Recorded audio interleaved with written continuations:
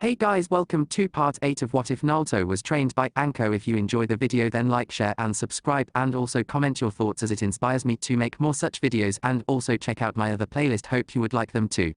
So let's get started. Chapter 22, 8 minutes to midnight. Oceans of ramen, was there anything lovelier? Nalto didn't think so, but then again he was staring out across the vast ocean of ramen, so it'd take a lot to break its hold over him. Limbering up, the blonde crouched and then jumped, hurling himself into the air before plummeting into the ramen. Only instead of stopping, he exploded through into a vast sea of darkness where something malevolent roamed. You're the QB. Nalto panicked and twisted around in the darkness, trying to locate the voice. Demon. Evil. Foul. Nalto looked around frantically, feeling invisible hands grasp him. Struggling free from their grasp, he screamed wordlessly in anger before slamming into contact with a hard surface on his back. The shock alone froze him, then groaning he twitched his body ever so slightly to make sure that everything worked properly. Assured that nothing had broken, he sat up gingerly, the air turbid and cold. Added to that was the unnerving sound of constantly dripping water, and the feeling that this was a very bad place. Getting to his feet, taking in the walls and exposed pipes, along with the puddles of dark water, he grimaced, wondering where in the hell he was. He couldn't even begin to place any hallway that even came close to this place, a maintenance tunnel that had received very little maintenance. Approaching a wall, he touched it, the thin layer of slime prompting him to pull his hand away. He was just beginning to wonder if this was a very vivid dream, when he heard the sound of a voice drifting through the hallway. Turning, he frowned, eyebrows knitting together in thought. He could have sworn that voice had called his name.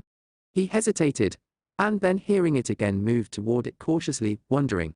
The hallway turned out to be more of a maze, made up of interconnecting and identical hallways, each as horrible as the last, and always the feeling that something truly horrendous just lay around the next turn. But that voice, a child's voice in the most haunting tone he had ever heard, called to him. Following the voice and the labyrinth maze of dark, damp tunnels, Nalto knew things were not going to end pleasantly. If there was one thing Nalto was an expert on outside of Hokages, it was horror movies and stories. This entire thing screamed horror, it shouted it from the bottom of its heart, that at the center of this whole place was a demon. What kind he wasn't sure, minus waiting to rend him limb from limb, or deliver some other horrible fate. Still, he couldn't not find the center. He was being drawn toward it like a moth to a flame, or a magnet toward metal. It felt like forever, but finally he stepped into a cavern-sized room and paused. At the far end of the room, which bathed in a haunting yellowish light, were thick steel bars that formed a prison of immense portions. Behind those bars, bouncing a small red and yellow ball, was an innocent-looking 8-year-old girl. Oh fuck, Nalto muttered, a chill sweeping through. He knew now, beyond any doubt, that he was in for it. Only the most evil of demons pretended to be little girls. It was a fact of nature. The more innocent-looking the little girl, the more evil the demon. This girl was the picture of innocence, which meant Nalto now faced a majorly gruesome end. Nalto, the girl said, her voice pure and vibrate, and when she looked up at him her eyes were a crystal blue. Let me out. Right. Nalto said, moving closer despite his instincts, and while I'm at it, how about I cover myself with ketchup to help with the digestion? The girl smiled at him and Nalto found it creepy as hell. Catch. Nalto of course caught the ball out of instinct and then looked down curiously. He dropped said ball as if burned and stumbled backward in muted horror and shock. There on the ground, the ball that she had been bouncing, had really been the decapitated head of the Yondem Hokage.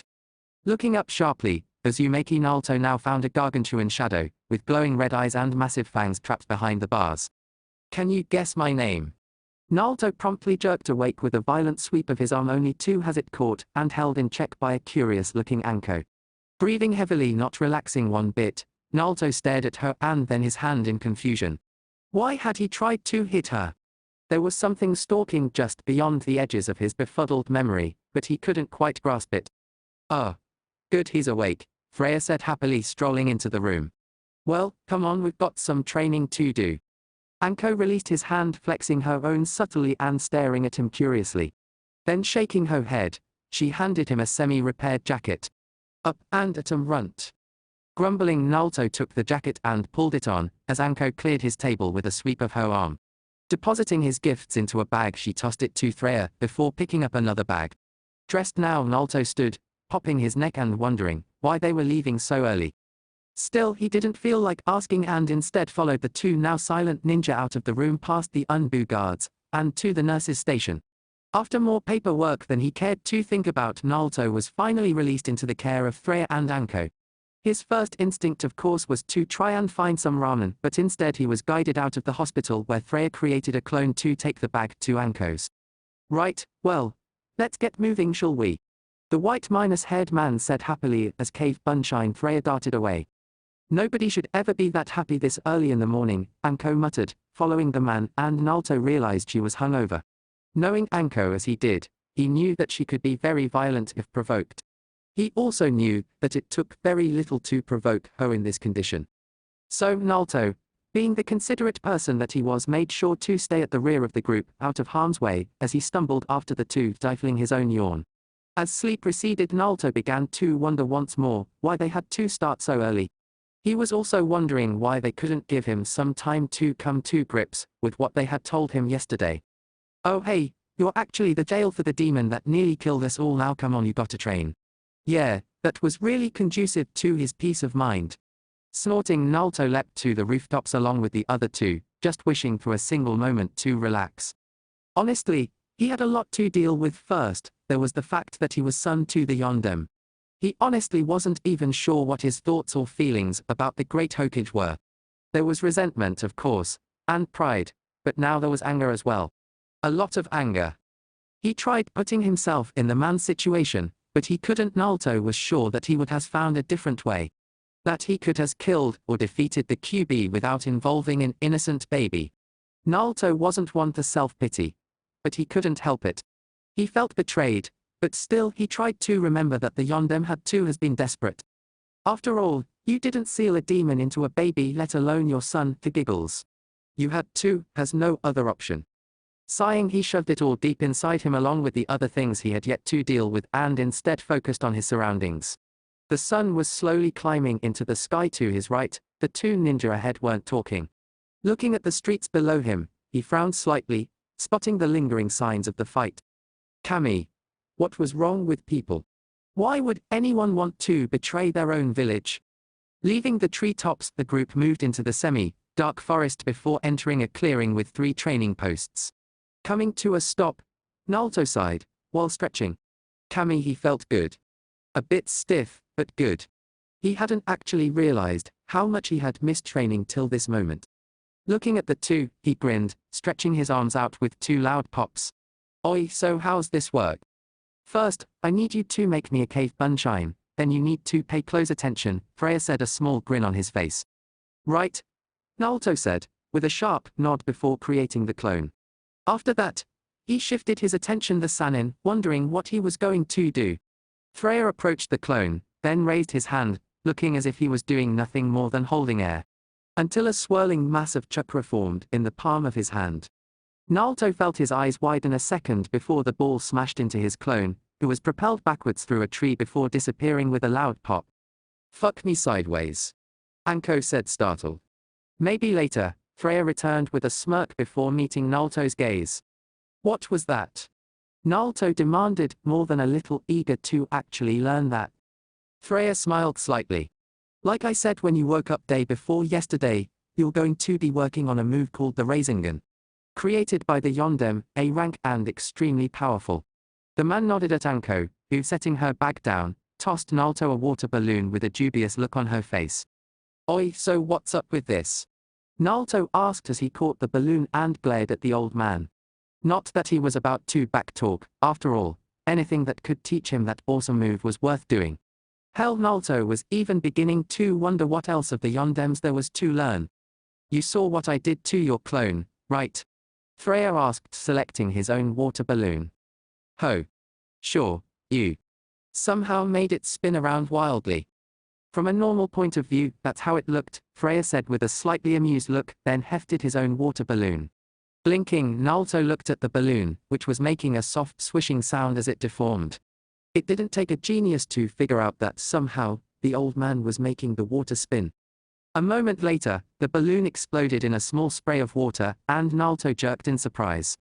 With tree walking, your chakra has to be maintained by focusing your mind and keeping that concentration. With water walking, You have to release a fixed amount of chakra continuously. Freya paused, holding his hand up. With this, you're combining the two, like with water walking you release a continuous amount, and you have to use tree climbing to maintain a fixed amount in your hand. Oh, Nalto said, gazing at the balloon. So, he would have to release chakra and then make the water spin. Well, that didn't sound too hard. I get it. All right. Get to work. Brat. Osu. Nanko Shrine, Main Temple. Uchiha Mikoto sighed as she slowly descended the stairs beneath the 7th tatame, mat on the far right side, an involuntary shiver racing up her spine from the chill and the knowledge of who she would facing. The Uchiha clan elders, they were the men that truly controlled the Uchiha clan. They alone determined who led and who disappeared, approved marriages and ended others. Reaching the bottom of the stairs, she paused, her eyes adjusting to the dim light of the chamber provided by the flickering candles. She noticed the 4 elders, almost immediately each grave and locked in a serious discussion. Uchiha etiquette dictated that any woman that wished to address them did so only after announcing their presence and waited for their approval. Uchiha Mikoto, however, was no mere woman. She was the wife of the clan leader, whom they had selected. She would be damned before she let them control her beyond what they already did. She had taken 3, maybe 4 steps before they turned in unison to stare at her. Their combined gaze made Mikoto shiver, but she refused to back down, though she did politely pause to await their greeting. Welcome Mikoto-san, please, has a seat. Uchiha Gisha, the eldest, said formally, indicating the seat her husband normal used. Thank you, however I am merely my husband's chosen messenger, Mikoto said with a polite bow, knowing the trap, and instead moved to assume her Caesar position on the floor before her husband's spot, as all Uchiha women were expected to adopt. Her eyes briefly glanced at the worn faces surrounding her, then at the small alcoves with the paintings of the Tengu leader Sovobo and Saswanu. Her eyes lingered briefly on the small altar where a scroll sat, a scroll she had urged her husband to destroy on more than one occasion. A scroll that revealed the Uchiha clan's darkest secrets. Mikoto felt it better to destroy the scroll than to have the information turn against them, to have them revealed for what they truly were. So, Uchiha Hao, the second eldest of the group, said after a moment. Fugaki-san sent you here to speak with us to reassure us that Itachi-san is not the threat some of us perceive him to be. Of course, Mikoto said with a polite half-bow. It is my husband's wish to reiterate and reassure you, the honored Uchiha elders, that Itachi is no threat to the clan. Nor will he, through his actions, bring dishonor to our noble clan. Also, my husband wishes to seek your wisdom on the matter involving the Hano family and an arranged marriage between our youngest son and their only daughter. Yes, we has heard of that matter already, I said casually, running a withered finger along his chin thoughtfully. Of course we are honored that Fugaki-san seeks our wisdom on this matter, and in due time we will give it. However, Gisha interrupted smoothly, we would like to discuss Itachi-san in more detail. He is, after all, a more pressing detail than an arranged marriage to a clanless girl. Keeping her temper in check, after all Sasuke was her favorite son, Mikoto instead placed her hands on the floor, and then her forehead on the back of them, her voice demure. Forgive me elders, I am only the chosen messenger for my husband. I repeat, Itachi is of no threat to the clan or its honor. My husband swears this on his own honor as the Uchiha leader, affirming this by offering his life if he should be wrong. Very well, Ahau intoned dispassionately, we accept his pledge in this matter. I inquire now an explanation from you, as to why Itachi-san has been acting so strange as of late. His hours away from the clan district, his distancing of the clan from himself, of his open disdain for the Uchiha clan and its customs. I can offer none, Mikoto said without looking up, or moving from her position, hating the formality and the subservient role the clan demanded of her. I can only offer my opinion that Itachi has been deeply affected by Shisui's suicide and that the stress is finally getting to him. He is 18.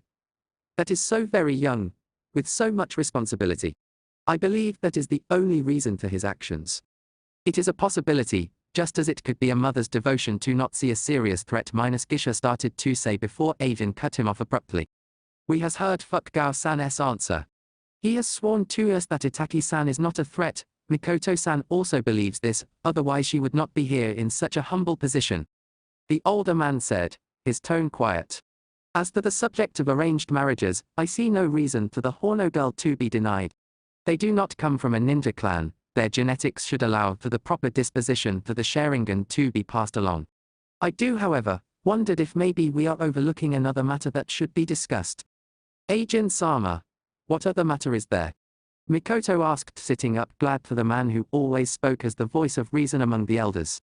The one concerning the Uzumaki, agent said with a wry smile. His bloodline of course is highly sought not just by us. I believe the other clans will act soon, when it is learned that he has been released from the hospital. However, I wish to act first and request that you find a suitable female to convince the child properly. I will of course try, Mikoto said, keeping her disgust at such a tactic carefully hidden. Women in the Uchiha clan were not to expect to be treated any different, merely used to gain an advantage, but Mikoto couldn't help her feelings. However, the Yamanaka girl could prove a problem. I am sure, with the proper choice, any Uchiha girl can solve her.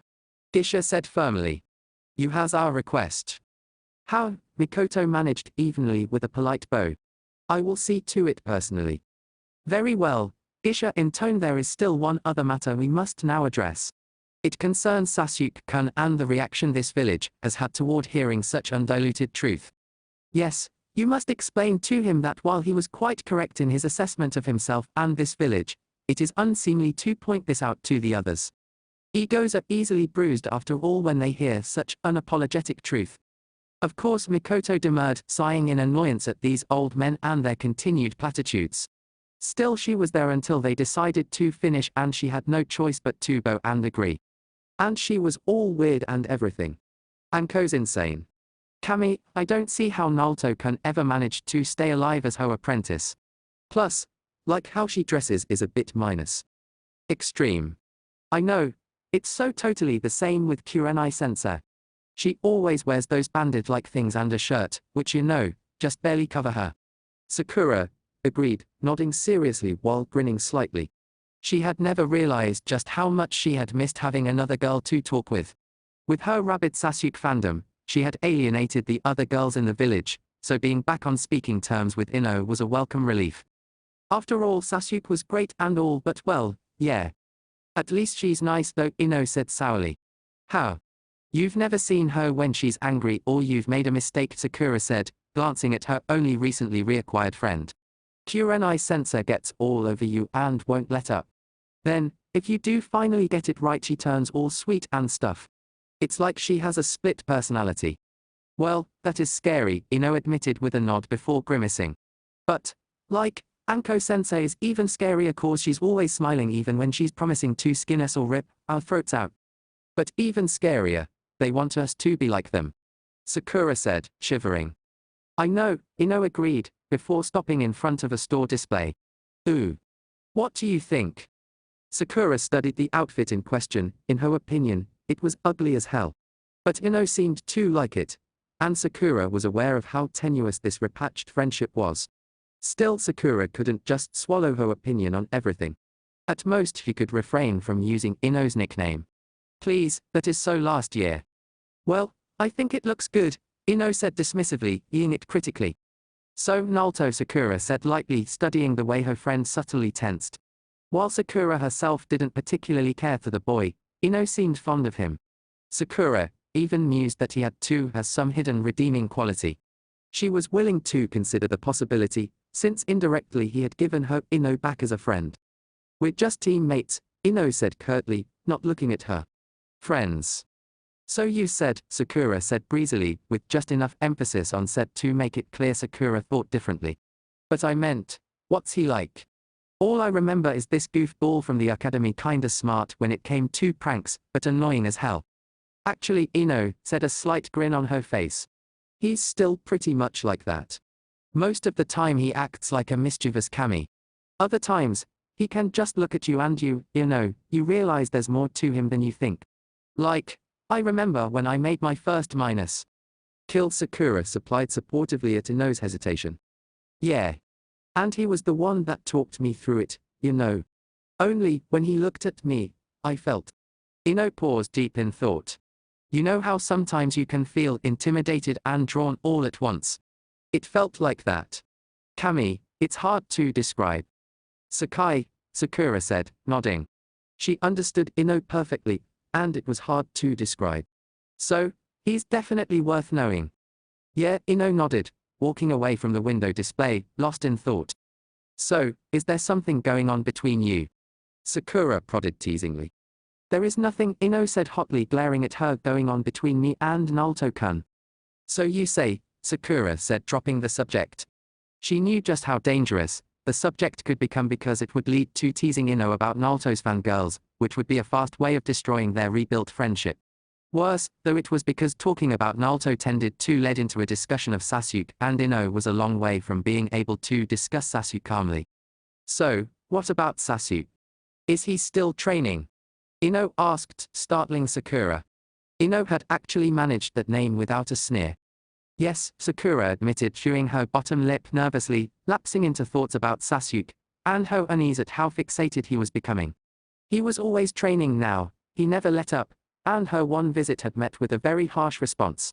He seemed to think she didn't want him getting stronger, but all she had asked was if he would like to go eat with her. But it wasn't his fault, Sakura soothed her bruised ego. He was being driven by his clan's expectations. Nalto's the same way, Ino admitted, sounding a bit put out. Sakura nodded, but remained silent. What could she say? Nalto was an orphan trying to become Hokage. He was being driven much the same way Sasuke was. Sakura privately felt Ino was better off being unable to see the boy at the moment. It was a side no girl should see in their boyfriend. Thinking of Sasuke drew her mind to her father, and Sakura surreptitiously hugged herself to remove the memory of his touch. It wasn't just the fixation on training that was getting to Sakura. Without Sasuke around, her father seemed to think he had a free hand.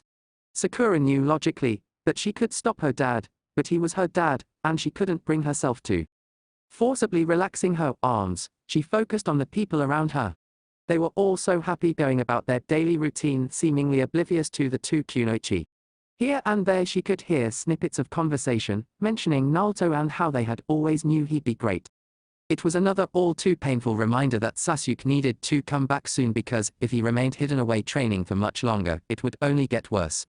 They already misunderstood him, and his continued absence was prompting some to whisper about cowardice. Even Ino, who had a dim view of Sasuke in light of events minus, had commented at how odd it was that they would say that about Sasuke, since Nalto was doing the same thing. Shaking her head, Sakura put thoughts of Sasuke aside with difficulty. So, who do you think will get the promotion? Ho. I don't know, Ino said with a slight scowl. I know I'm pretty much out of the running thanks to your boyfriend. I'm sorry, Sakura said, annoyance flaring inside her. It wasn't entirely his fault though. You were the one that wouldn't give up. Sakura, at what point during our fight did Sasuke not insult me? Was it calling the Kenbutsu I worked my ass off to learn weak and then swiping it? Was it breaking the sword left to me by my now dead sensei? Or was it calling my entire family pathetic while he broke my arm and kicked in my teeth? Ino asked heatedly. Ino, I'm not gonna do this. Again, Sakura said curtly. I'm not defending Sasuke-kun to you again, he's sorry. He knows he overreacted, I know he overreacted, but seriously, bringing it up all the time is a bit much. Well, excuse me for minus. Hey, aren't you on Nalto-kun's team? Both girls jerked out of their argument, rounding on the intruder only to be brought up short by the group of girls in front of them. They looked as crazy as it seemed like academy students. The oldest one looked as if she was just now getting close to graduating. Sakura raised an eyebrow, watching the oldest girl glance from Ino's arm to her face. Yeah, I am, Ino said slowly, a little thrown. Why do you want to know? We're here to tell you not to get any ideas, the girl said haughtily, shaking her hair out. Nalto-kun is off limits. Ino blinked, then looked at Sakura in confusion. Is she serious? I think so, Sakura said, blinking in confusion as well. Oh, Ino said, turning back to the other girl. Look, this is a big girl conversation. Why don't you and your friends go play dolls, or something? As if, cripple, the girl retorted snidely. Just keep your hands off our Nalto-kun. If you try anything minus. Wait, are you, like, threatening me? Ino asked in surprise, sweeping her eyes up and down the other girl in annoyance. I'm promising. Fangirls, Sakura said succinctly as she rolled her eyes, aware of the tightening of Ino's muscles. Come on, Ino. Let's just go. Ino ignored her, a dangerous intent radiating off her. You know you can't reason with them, Ino, come on. Sakura, almost pleaded, sensing an impending death. I guess you're right, Ino admitted with a dismissive sigh. Later, Thunder Thighs play eats. The girl squawked indignantly at this, but Ino was already walking away, and Sakura hurried after her. Ino, however, was looking less than thrilled. Which Sakura understood. She could remember her first few serious encounters with Sasuke's fangirls. Still, it provided the best chance to keep Ino from renewing their earlier argument. Are you jealous? No. Ino said, a faint blush creeping into her cheeks. I just can't believe those hogs.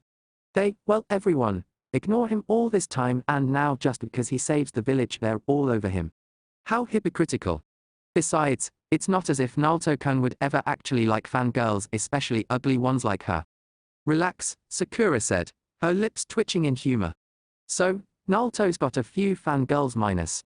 You're only saying that because that means Sasuke has less. Ino snapped. Hey, I'm just saying. Though, he might like the attention he'll get when he comes back. After all, you just said he was ignored before now. Kami knows how much attention he'll be getting now. Shit. Ino swore, causing Sakura to laugh. Oh, you think this is funny? How hard is it to find Sasuke? I'm sure even with his little speech there are girls willing to go help him unwind from all that training. No way. Sakura shouted angrily while glaring at Ino. Then, seeing the other girl's smug look, sorted. How? In your face. Forehead. Watch it, piggy, Sakura growled, then, after a few moments of silence, glanced at Ino's arm. You know. I could probably heal that. Ho. Ino managed, startled, then glanced at her arm. But, like, how? Well, the only reason they reset it and didn't use any medical jutsu on it was because it's preferable to heal naturally. But that's only because healing jutsu create a dependence and likelihood of decreased natural recovery, Sakura explained with a shrug. If I, let you heal it, how much time would that take off? If I healed it, I might be able to shave a few weeks off, but it'd be a bit tender and sore, Sakura said thoughtfully. What kind of break was it, exactly? Partial fracture, Ino said sourly. Oh well, that'd take 2 months to heal normally, Sakura said, nodding. I'm no Tsunade-sama, but if it was at least a clean break and easily set, I should be able to get that down to a month at most. You know, speaking of Tsunade. With a loud screech, several birds broke cover, and exploded into the early morning sky in a flurry of flapping wings. The source of their disturbance was one Uchiha Sasuke, who was striking the so far only undamaged training log with all of his strength. Sweat was beading on the sides of his face, his breathing irregular and, most importantly, his eyes were fixated on the target before him. Punch after punch, kick after kick, he never let up, not until this log too cracked. Stumbling away, he doubled over, gulping in air. He had been at this since sunrise, as he had every day since the end of the Chunin exams, training and pushing himself, trying to get stronger. Sasuke had even redoubled his efforts 3 days ago upon learning that Nalto had apparently disappeared from the hospital to train. He couldn't understand it. Hadn't he trained enough? Learned enough jutsu? He was a genius and an Uchiha. How could that Nalto keep beating him? He held no illusions about that fact. Even if he believed he could have won his match against the boy, there was a nagging part of his mind whispering that Nalto would have beaten him. Sasuke just wasn't strong enough, and he didn't understand why or how the other boy could be better than him. Was it a karmic joke? Growling in frustration, Sasuke stood upright and flashed through the seals before exhaling a sudden burst of chakra-laced air. A moment later, the training posts, along with the entire clearing, was engulfed in the blinding white-hot flames of his fireball. Stretching it out to as long as he could, Sasuke stumbled, head swimming, as his air finally gave out.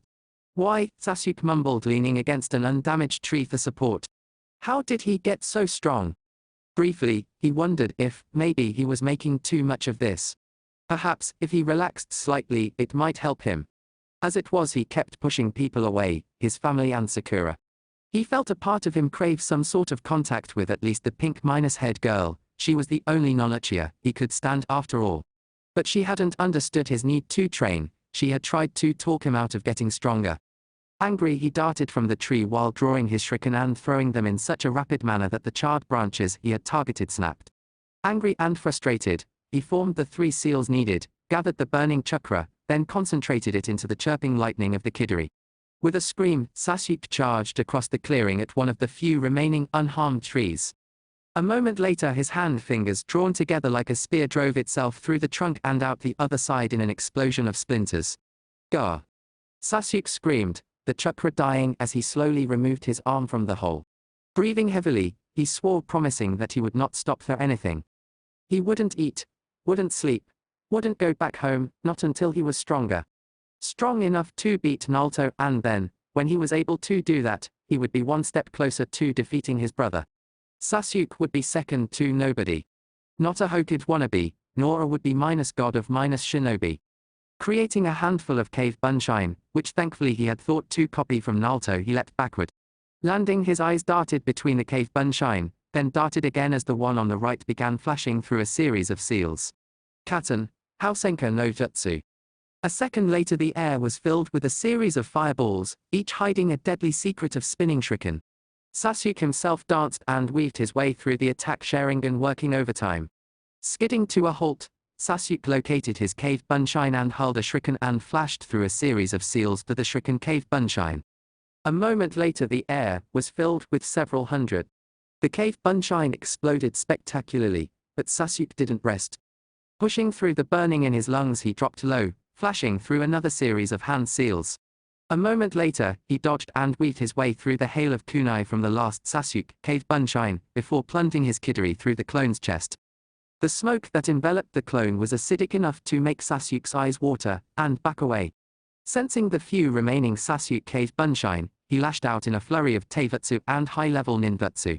A second later, he was alone in the clearing, breathing heavily, dripping with sweat and his body trembling. Why wasn't this working? He had been training for so long, trying to edge himself forward past Nalto. Trying to evolve his Sharingan beyond its 3-to-me stage like he knew Itachi had done. Even now, he knew that none of this was actually helping him, it was merely exhausting him. What had Itachi had done for his power? Why wasn't he stronger? Straightening up, Sasuke tried to breathe, but his head swam, and there was a sharp pain from the sealed mark on his neck. Suddenly, the ground was rushing toward him in a haze of darkness. Landing with a soft thump, Sasuke drifted endlessly in his dreams, trying desperately to grasp Itachi. It felt like he was drowning, like he was dying. Then, suddenly, the pain was gone and his vision cleared. Slowly at first, then faster, the darkness peeling away to reveal the clearing. Then, Sasuke noted the konoha forehead protector, the white hair, and the glasses. "Who are you?" "I'm Yakushi Kabuto, a medical genin of Konoha," the bespectacled male said, his hands still glowing faintly. "You're lucky I was nearby training, Uchiha-sama, you nearly died of chakra exhaustion." Sasuke managed, allowing the boy to work his magic. He had to train. Every minute he wasn't getting stronger was another minute Itachi was getting beyond him. "Nalto too," he silently added, willing his body to recover. "Phew, you've really been pushing it, haven't you?" Kabuto said lightly, finishing up. "You should get some rest. I don't think your clan would appreciate you killing yourself this way." "I'm fine," Sasuke said curtly, struggling his way upright while shoving the boy aside. Sadly, his body seemed to differ on the subject, and he toppled, almost crashing to the ground yet again, except to the steadying hand of Kabuto, who had caught him. "So you say. But I think your body has other thoughts on the matter." "I don't have time for this," Sasuke mumbled, trying to stop the boy from leading him to an almost minus undamaged boulder. "Uchiha-sama, you have to rest," Kabuto said with a slight shake of his head. "I don't understand why you and Uzumaki-san are pushing yourselves so hard." "Nalto. You've seen him training?" Sasuke demanded, glaring at the man intently. "Aha, so that's it," Kabuto said, nervously, obviously unnerved. "I don't think you'll reach him this way though." Sasuke stared at the older Thien intently, willing him to explain what he meant. Wanting to know if this boy had an answer how to get even stronger. Because Nalto was only short-term. He needed long-term. He needed to beat Itachi. "Oh. Uchiha-sama, why are you staring at me like that?" Kabuto asked, nervously regaining his feet. "You said I would be unable to surpass Nalto this way," Sasuke said curtly. "How can I surpass him?" "Well, I just meant you're both training nearly the same in intensity and amount," Kabuto explained with a shrug. "The only real difference I see is your teachers rather than your training methods." He has both a Sannin as his teacher and before that didn't he has a Sannin's former student. Sasuke narrowed his eyes, a crease forming between his eyebrows. No wonder that idiot was getting so strong. Sasuke needed to get equal instruction. But the only one who came close was Itachi, and Sasuke was not about to ask him for help. Nor would his older brother deign to help him even if he did ask. After Itachi, who else in this village was worth asking? Thank you, Yakushi-san. However, I must resume my training minus. I think you need to rest, Kabuto said firmly, and the next thing Sasuke knew, he was once more enveloped in total darkness. Kakashi felt trapped. He was not used to being forced to stay in one place. He should have been drifting around the village, keeping an eye on things, not trapped behind this desk. Plus, the paperwork never ended. He couldn't go more than 5 steps from the office without Chunin guards, and, worst of all, he couldn't get 5 minutes alone to read his precious. He wasn't even officially the Godain yet, and he was already being deprived of his joys. Kakashi was truly beginning to appreciate the horrors of being a Hokage. Resisting the urge to bang his head on the desk, he instead looked at the shinobi arrayed around the office. There were Homura and Kaha, representatives of the village council, and Hyuga Hayashi, sole representative of the clan council. Of course he couldn't overlook Kakashi almost winced just remembering Gei's arrival minus and Anko, who had taken to balancing one kunai atop another on her finger. Shaking his head, he looked up as the door to the office opened and Izumo stuck his head in, confirming that even after 2 hours there were still only 3 shinobi waiting out there. Mitarashi-san, Kaha said, her patience finally breaking. Would you mind telling us where exactly Azumaki-san is? Training somewhere, Anko supplied succinctly without looking away from her balancing act. Naturally, you didn't see a reason to interrupt him to this? Homura asked with a slight edge to his tone. Naturally, Anko agreed, oblivious. Just a ceremony, he's got the rank either way. That is beside the minus, Korra started to say before Kakashi cut her off. Bring them in, Izumo Kakashi sighed, standing as the door opened and the 3 new Chunin were led inside. Nevi came to a stop on the left. Looking aloof, Tenten was on his right, practically bouncing on the balls of her feet. Shino was the last and, as usual, an enigma. So nice to see all of you, Kakashi said, curving upward happily. I'm pleased to announce that due to your outstanding abilities as well as your loyalty and leadership skills, you has been selected to bear a burden few can bear, and even fewer deserve. Pausing, Kakashi made a motion at the vest laid out on the desk before him. The rank of Chunin is very important. You now inherit the responsibilities of solving the problems that beset us all. Threats of war, ancient hatreds, increasing inequality and deep divisions among our own people. He felt Hayashi stir slightly, and even Korra and Homura focused on him intently. It was almost intimidating, but Kakashi had been UNBU commander for a long time and a student of the Yondem. This was nothing. Still, he decided to ease off the doom speech. Through your use of personal abilities and sacrifice, I am proud to usher you into the ranks of Konoha Chunin. From here on you are each entitled to all privileges and befits of said rank, but remember that you must now take up even greater burdens to keep the roots of the great tree that is Konoha firmly rooted. Pausing one last time, Kakashi gestured at the green flak vests on the desk before each shinobi. On behalf of the Hokage's office and Hi-No Kuni, congratulations on achieving your promotion to the rank of Chunin. As expected, Tenten eagerly grabbed hers and put it on, a satisfied grin on her face. Nevi and Shino, however, took theirs and held them. Kakashi chuckled at that. He could remember doing that back when he had first been promoted to Chunin. He was pulled from his musings by Tenten, who had apparently decided to comment on the 4th jest. Why were there 4? Because, Nevi said blandly as he finally seemed to decide to put his on, obviously 4 of us were promoted. The real question should be who is the 4th person. Good point, Tenten conceded, putting a finger to her chin thoughtfully. Well, it might be Sakura, or I guess the boy with the dog. Or Nalto, Shino supplied. Yes, he is most likely, Nevi agreed, looking at Kakashi curiously. Why, exactly is Azumaki-san not present? He's currently occupied elsewhere, Kakashi said, his eye curving up once more. Now, all of you get out of here before I sick Anko on you. Unsurprisingly, Tenten bolted with a hurried bow. Nevi inclined his head and walked from the room, and Shino remained motionless before turning and walking out as well. Chuckling to himself, Kakashi sat back down and sighed, glancing at the others, who were already in a heated discussion about something. He considered making a break for it, but Izumo was already bringing the day's stack of paperwork. Kakashi couldn't help but whimper.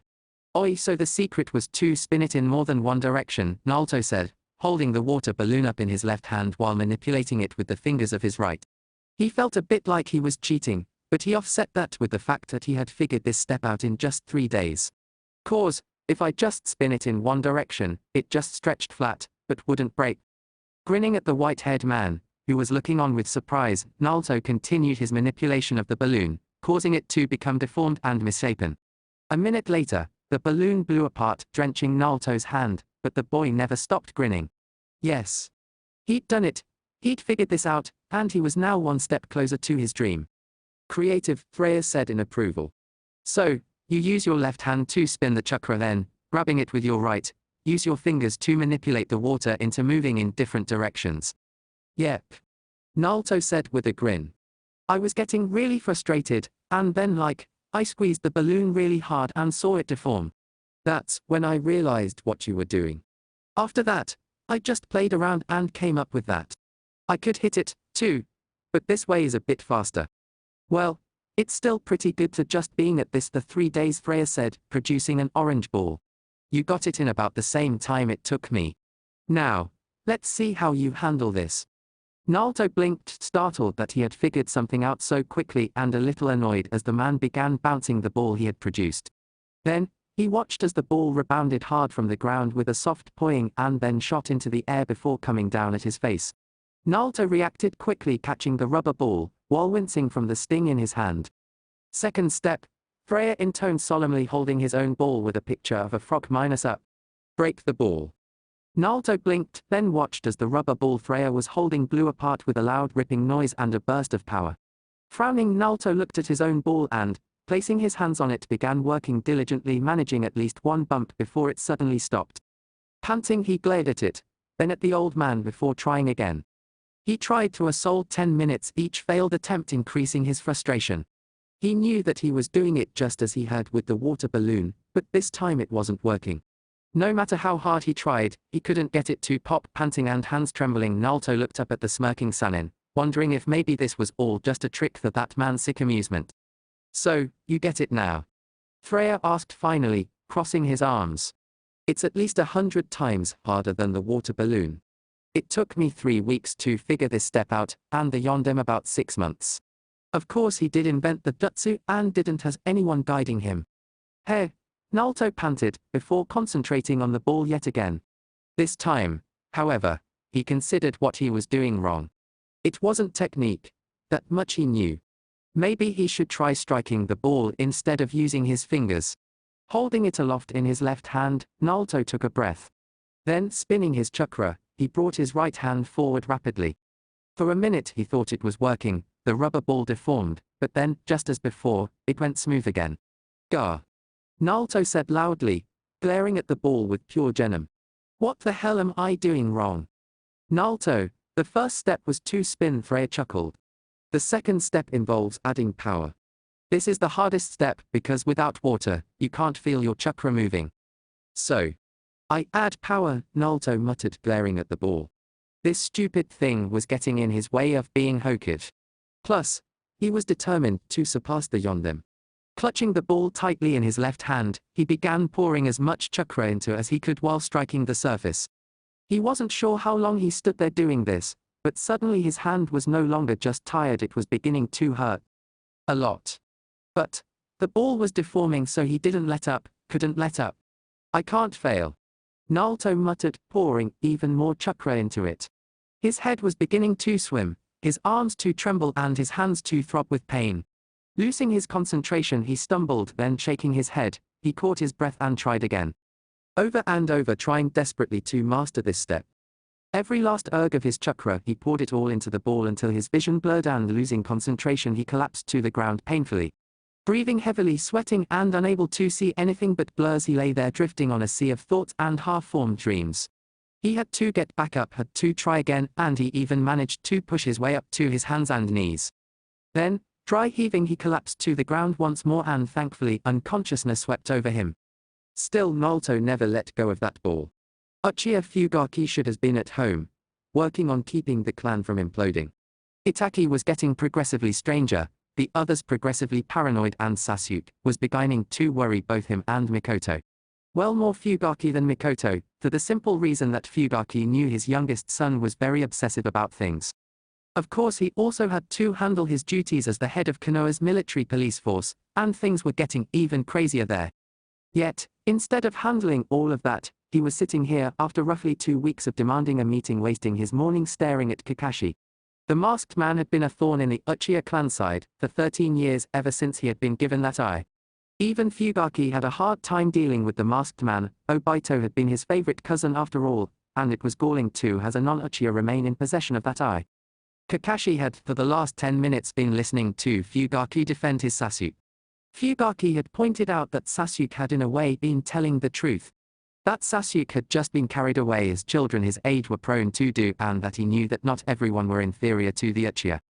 The entire time Fugaki had explained all of that, Kakashi had listened, and Hyuga Hayashi, voice for the clan council minor, stood in the corner smirking. To say that Fugaki was upset would be the understatement of a lifetime. Thankfully, Kakashi was now as if he was repeating a speech from the Sandaime, accepting Fugaki's explanations. Fugaki was even beginning to think of how best to work this toward gaining access to the Uzumaki bloodline, when his thoughts were utterly disrupted by one sentence. "Still, you can understand why we can't allow Sasuke to be promoted," Kakashi said. Fugaki stared at the man incredulously, his every muscle slack. He shook his head to clear it, determined that he had misheard. "Excuse me. It sounded like you just said you would not allow his promotion." Well, he insulted quite a few important people, and he showed no tune-in qualities in either of his matches, minus one of which was interrupted before a final outcome could be determined, Fugaki said firmly. "I'm not sure it should count in either one's case." "Well, minus that then he came across extremely badly," Kakashi said blithely. "Plus, there is the simple matter that he ignored orders during a time of crisis, which I could normally understand, except that he went out of his way to do so repeatedly." "But he saved several academy students and civilians," Fugaki countered.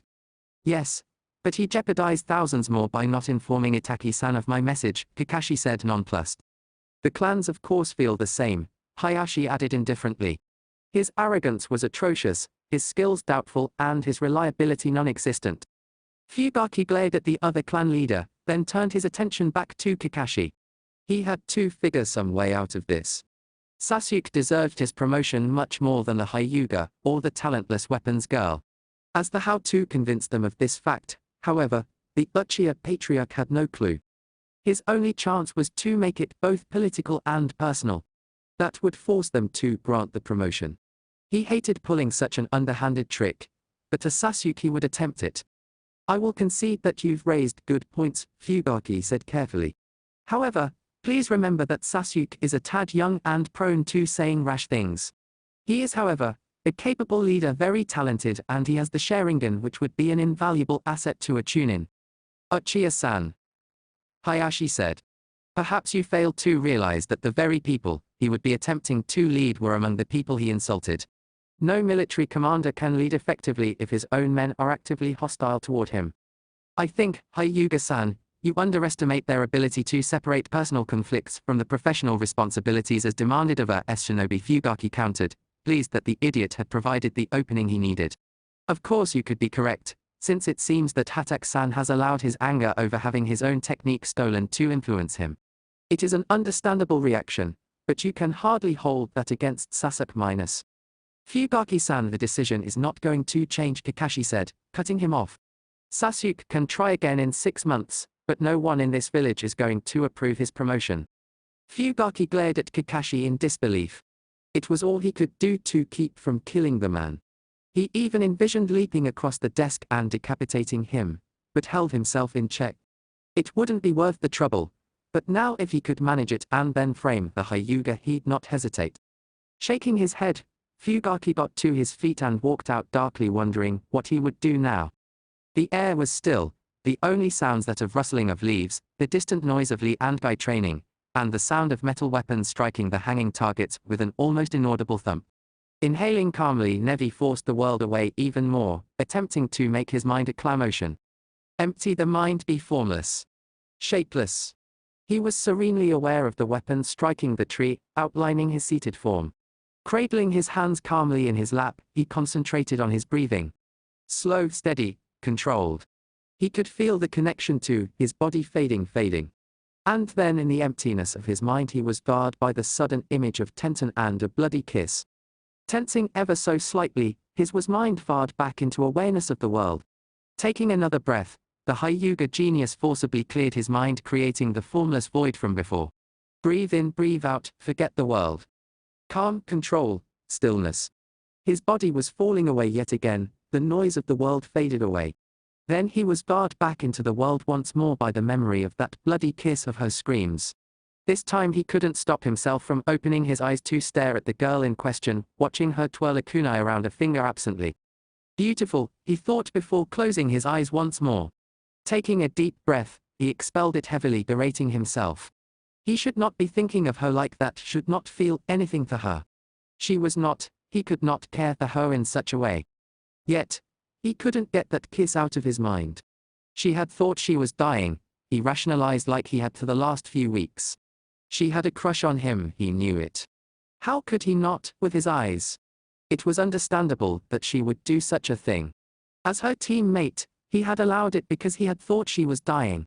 Yet, now, he couldn't let it, all the emotions it had stirred within him, go. He tried to focus on his meditation, on his breathing, but it was impossible. Tenten was dancing through his mind and he felt a slight grin at the corner of his mouth. Nevi-kun, are you okay? Jarred, but restraining himself from showing a reaction, Nevi opened his eyes to stare up at her, almost breathless at her beauty. Yes. Tenten. I am fine. Why do you ask? Well, you're just. No. A little different lately is all. Tenten said, kneeling across from him in that casual way of she had. A moment of silence passed between them and then Tenten raised an eyebrow. So, what do you think was the real reason Nalto wasn't there?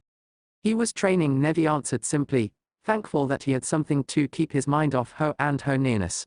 Obviously he was in a place that he could not return from, and most likely, he was absorbed in training.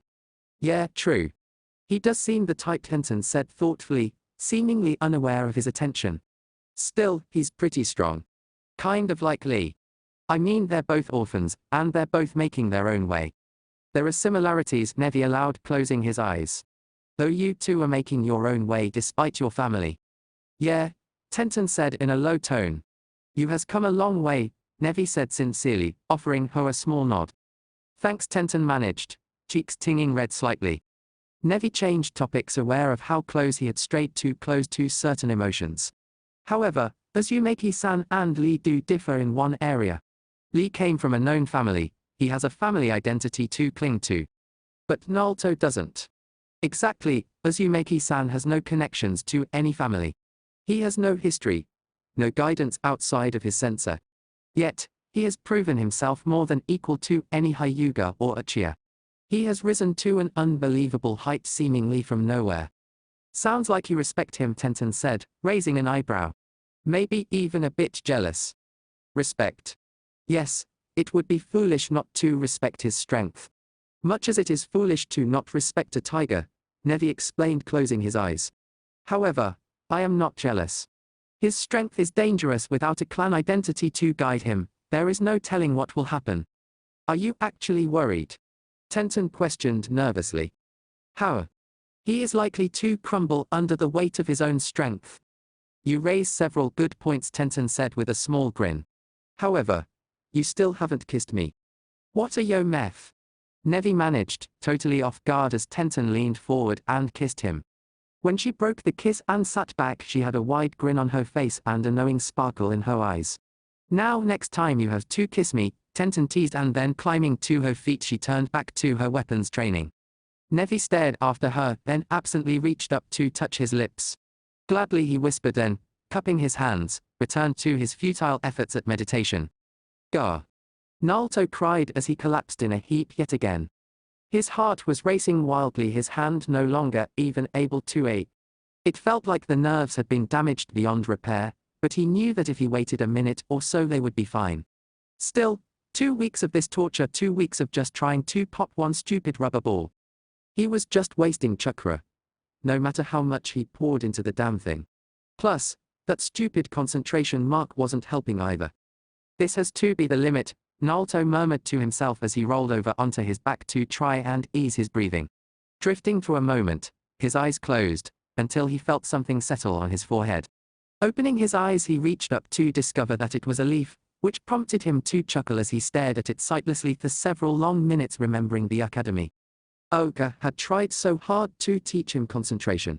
He could even vaguely remember the story of the leaf. Hey, I should have listened to Oka-sensei back then. Closing his eyes, Nalto knew that he probably would stand a better chance of concentrating if it wasn't to the pain. It was like every time he let his chakra flow unchecked, the pain got worse, and it destroyed his concentration.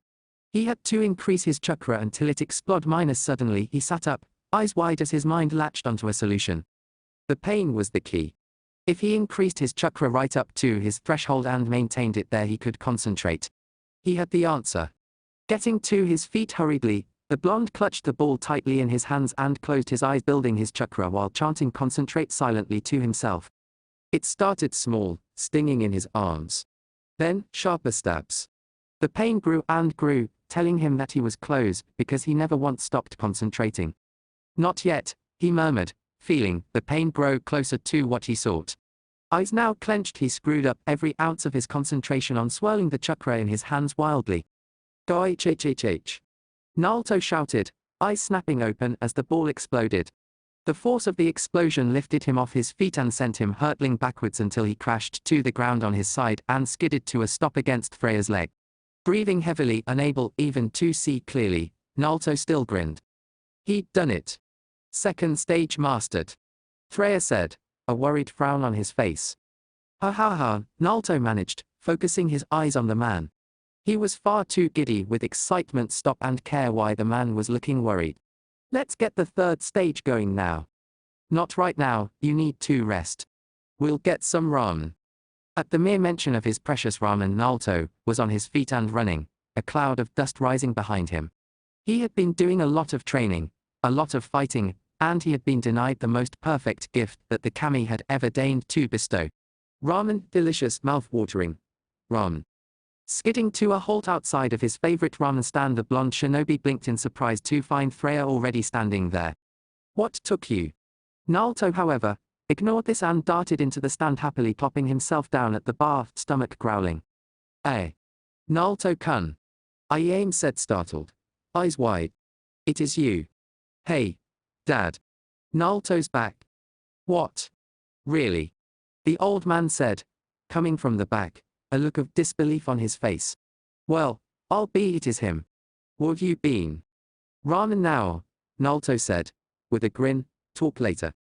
Of course, the old man said with a mock sigh, turning to his pots.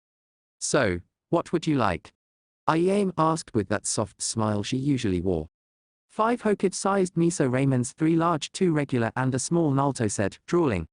These, are you really that hungry? Freya asked, sitting down beside him. What you talking about, Iro-senin? Nalto asked in surprise. That was just an appetizer. Eh? Freya managed in surprise. Oi, and I am Nichin. Nalto said, turning back to the girl who just smiled all the more at him. He's the grown-up, so he's paying.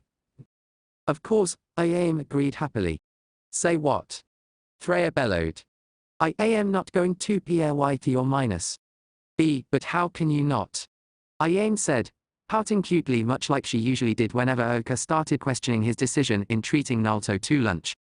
Not that, Freya whimpered. Anything but the puppy dog look. I thutted her lip out adorably, and somehow her eyes got twice as pleading. Peewetty peewees. Nalto-kun deserves it. For me. Okay. Freya said in utter defeat, just like Oka. Yes. Oi, old man, add a couple of number 7s and 8s to that first order.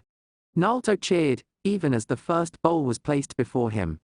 After offering up a tearful thanks, Nalto set about satisfying his lust for ramen in a typical feeding frenzy. 3 hours later, a very happy I and an ecstatic old man waved a sated Nalto and crying old pervert from their now closed stand. Oi, that was great. Nalto said happily, hands behind his head. Thanks for treating me. How in the hell, Freya managed thickly, can any human, even a wannabe Hokage, close a ramen stand in just 3 hours?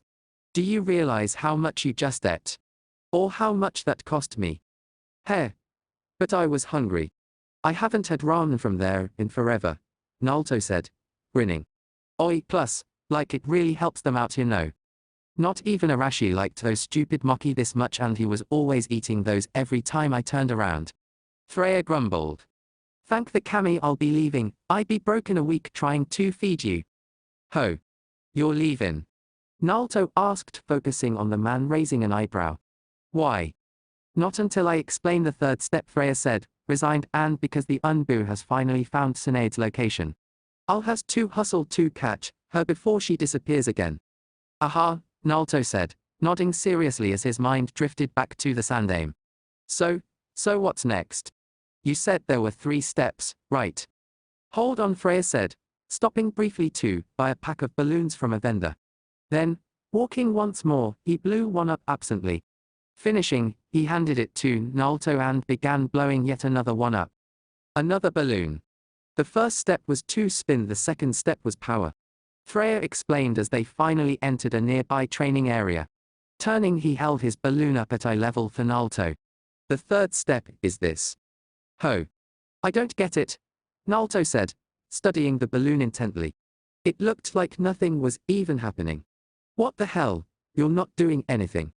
Well, I suppose that's how it looks, Freya said with a chuckle before holding his other hand up. Here, tell me what you see now. Nalto blinked, then watched in amazement as chakra formed in the palm of his hand. Only it was a perfect sphere, with no bumps or deformities. It was beautiful to see, like a pocket-sized typhoon, and suddenly he realized what was happening inside the balloon. Oi, so that's what's happening in the balloon.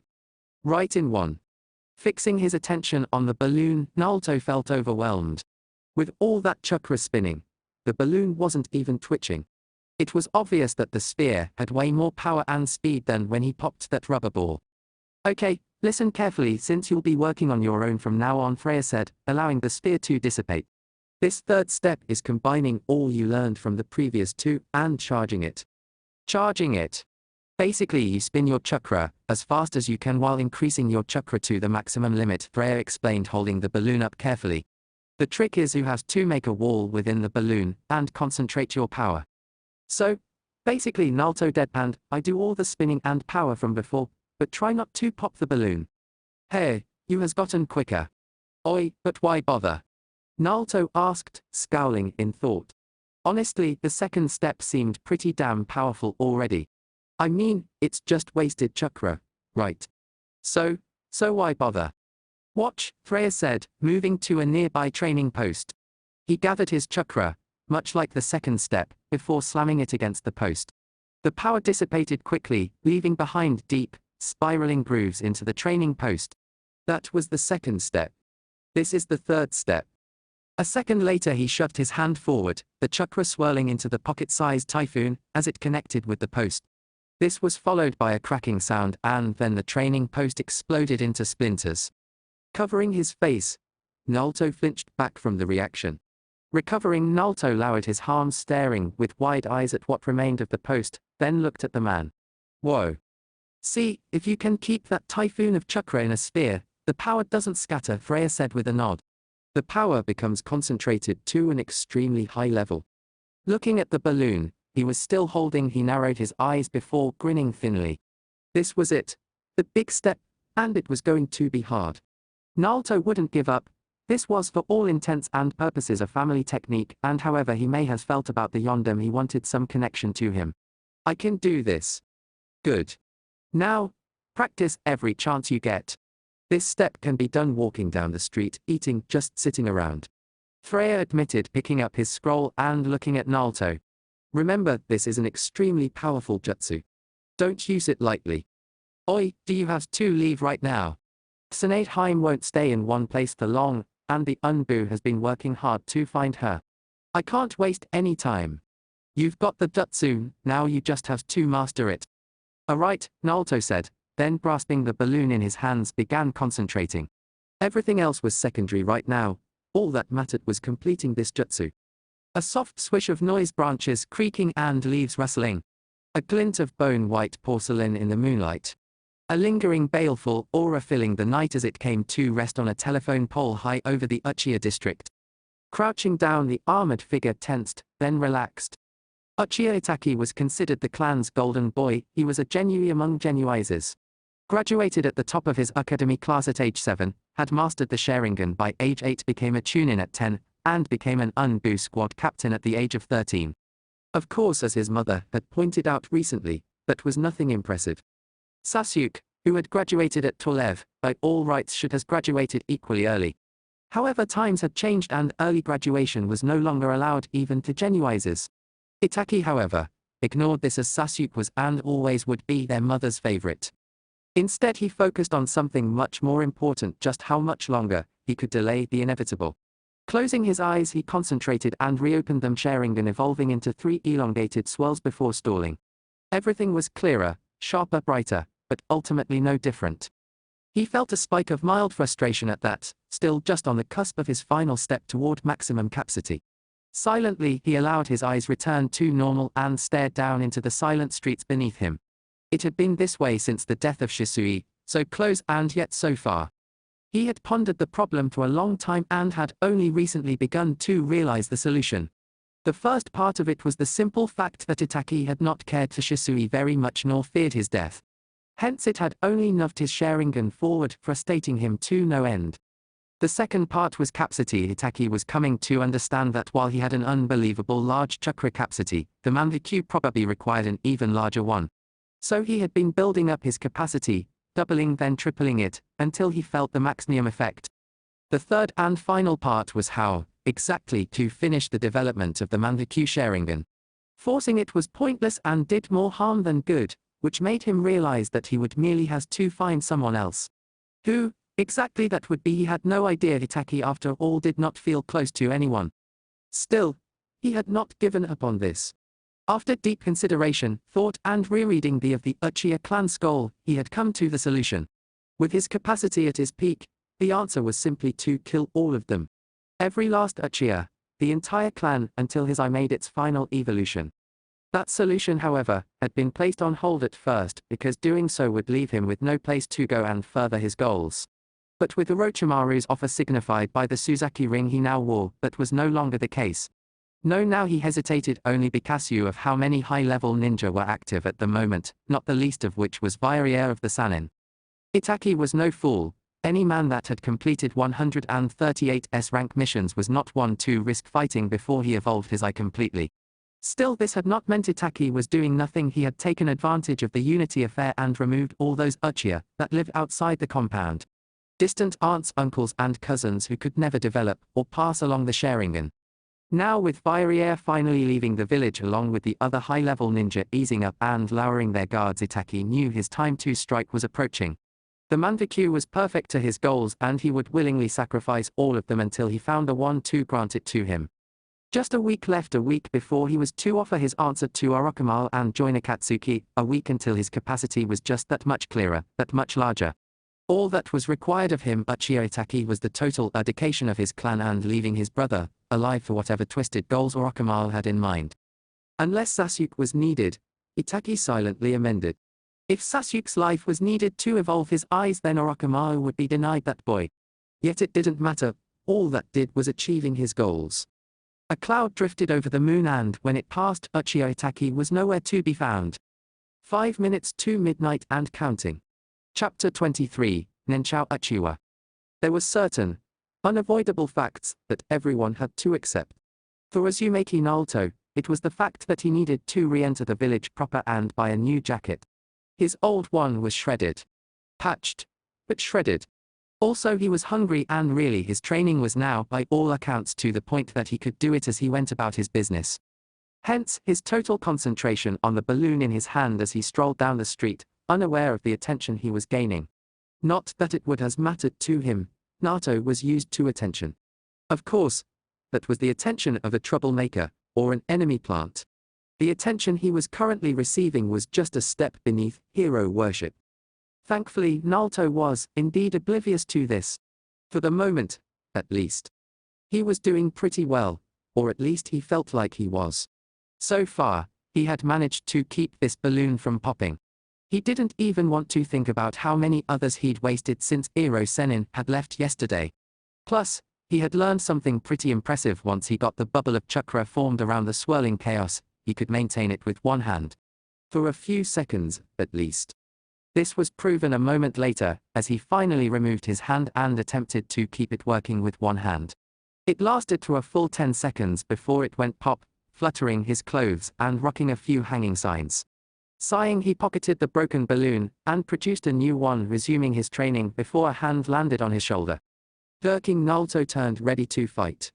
Instead, he was brought up short by Kakashi, who had his infamous red book in hand and open. "Just the ninja I wanted to see," Kakashi said, his eye curving upward happily. "Oh. Why? Well, first to congratulate you on becoming a Chunin minus." "Wait. What?" Nalto interrupted, eyes wide, and the balloon in his hands trembling as he lost focus. "Didn't anyone tell you?"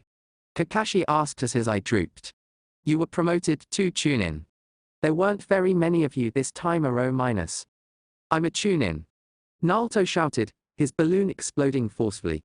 The blonde ignored that and was now jumping around, screaming and causing all sort of havoc in the street. He couldn't believe it. He had made it. He was a Chunin now, and that meant he was officially one step closer to being Hokage. Halfway through his celebration and plans for gorging on ramen, he realized that nobody had bothered telling him about this before now. Stopping, he looked at the white-haired man frowning with narrowed eyes. "Oi, how long has I been a Chunin?" "Oh, a while now," Kakashi admitted, looking up from his little red book. "Is something wrong?" Nalto, however, shook his head, keeping his face neutral. Internally, however, he was ranting and raving and, most importantly, plotting his payback. Someone should have told him. He could overlook Kakashi and Freya merely because they had things to do with keeping the village functioning, but INO and Shino. Oh. They were so going to get it. And Anko was definitely going to regret not telling him. Well, anyway, Kakashi continued, his eye curving upward once more. "Congratulations on the promotion. As for the other reason I wanted to see you, I learned from Anko that your apartment was the one destroyed in the battle with Gaara." "Yeah," Nalto said with a scowl, turning his mind toward that problem. "All my stuff and everything." "Well, Anko managed to get a few things out and I arranged to have them put someplace interesting." Kakashi paused, putting his book up. "It's sort of a reward for saving the village." "Really?" Nalto managed, eyes lighting up. He was getting a reward for saving the village. Probably some new apartment, which would be great. "Yeah. Just follow me," Kakashi said before taking off at a casual pace. Nalto quickly followed, mind churning as he searched his pockets before blowing up yet another balloon. That done, he began concentrating yet again, picking up the pace as Kakashi did. Several minutes later, Nalto was beginning to appreciate just how big Konoha actually was. They had passed through the more upscale areas, then through the marketplace before finally entering a section that seemed to be nothing but forest. Then, finally, they exited that and came to a section of the village that was pleasant. No sign of ninja. No sign of any hostility, actually. Each home was a two-story deal, a blend between traditional and modern. Same basic layout, from what Nalto could tell, the picture-perfect neighborhood. Hell, the people were going about their daily lives with smiles on their faces, not even caring that there were two ninja strolling down the street. "Not many ninja come through here," Kakashi explained. "This used to be Unbu housing, where families of Unbu members lived.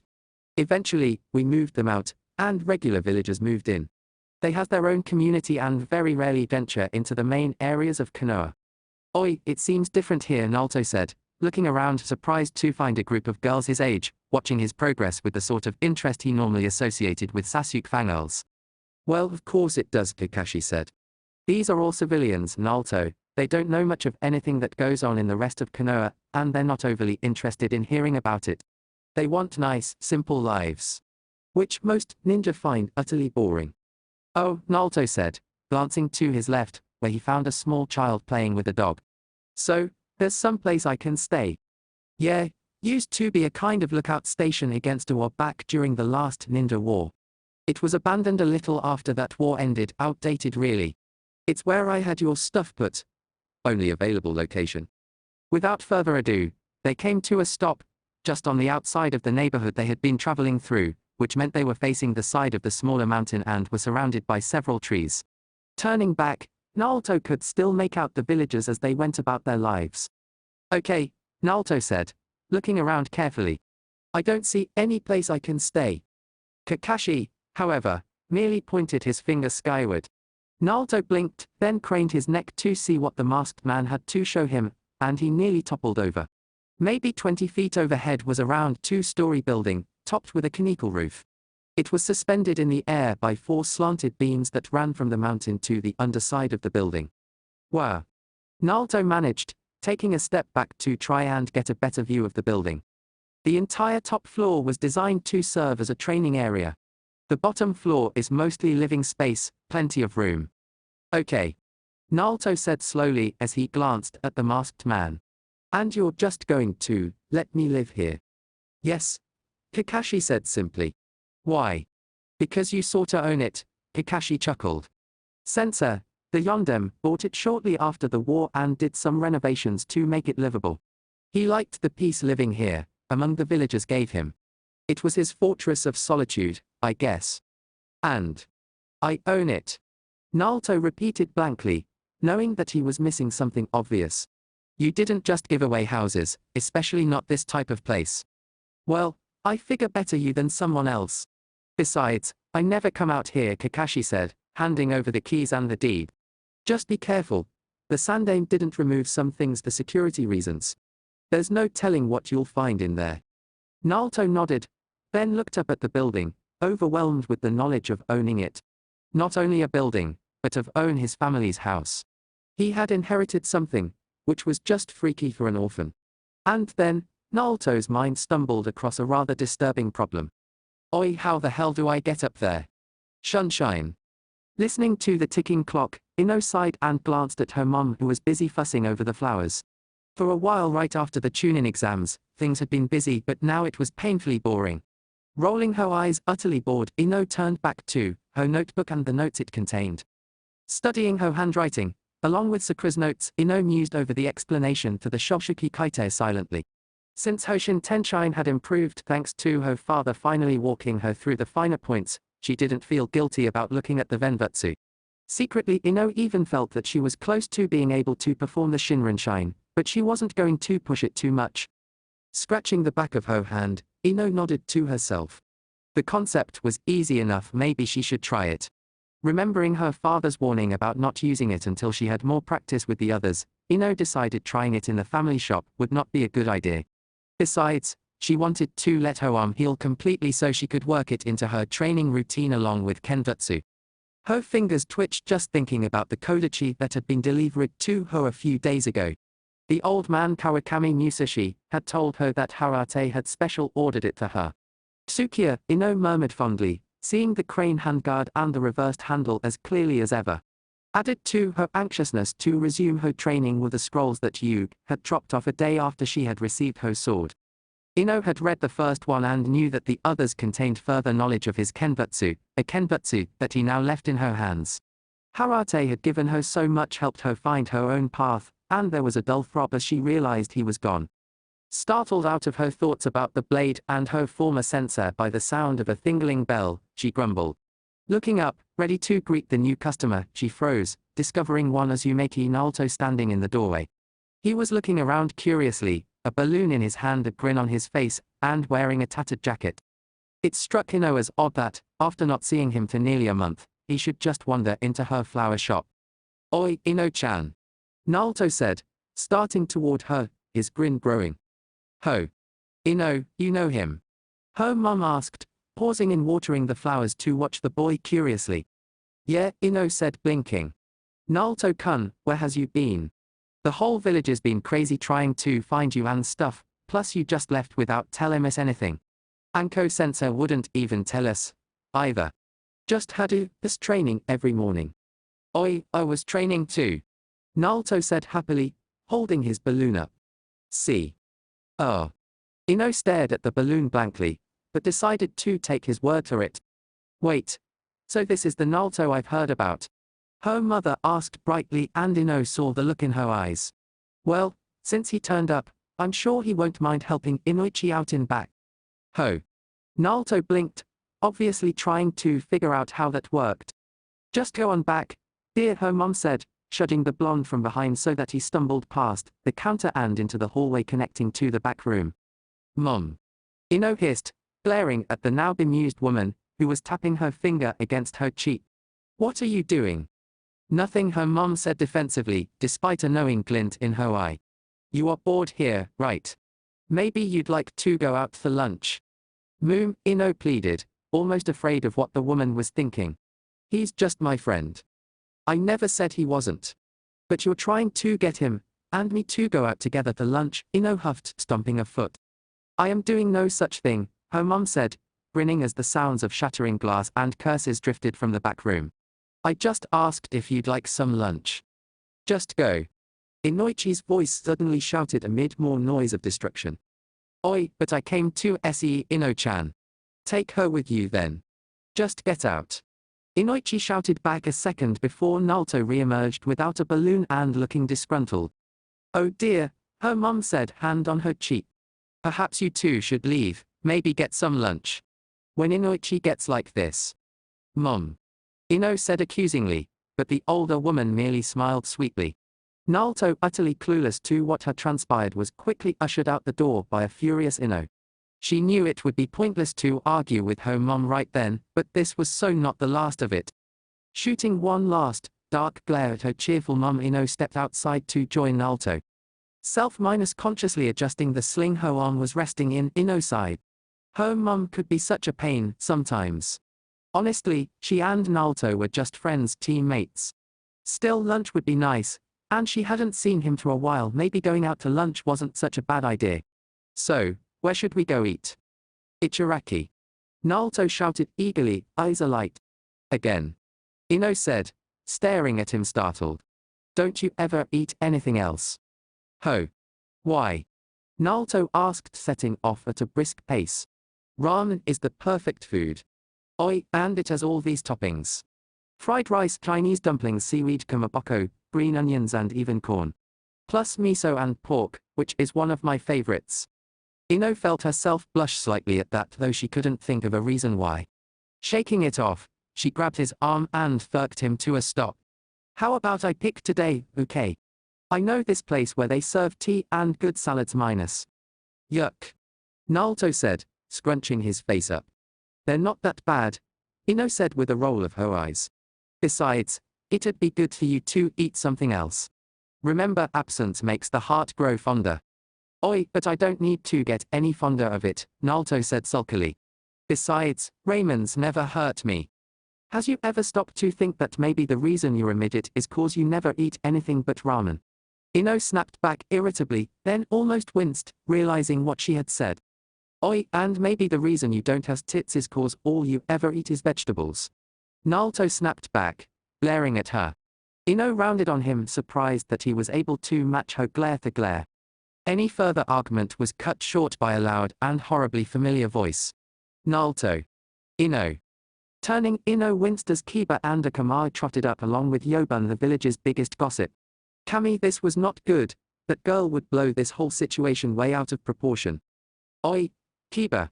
Nalto said brightly, apparently clueless as to who the girl was. You two out on a date. Hair, what can I say? It's animal magnetism.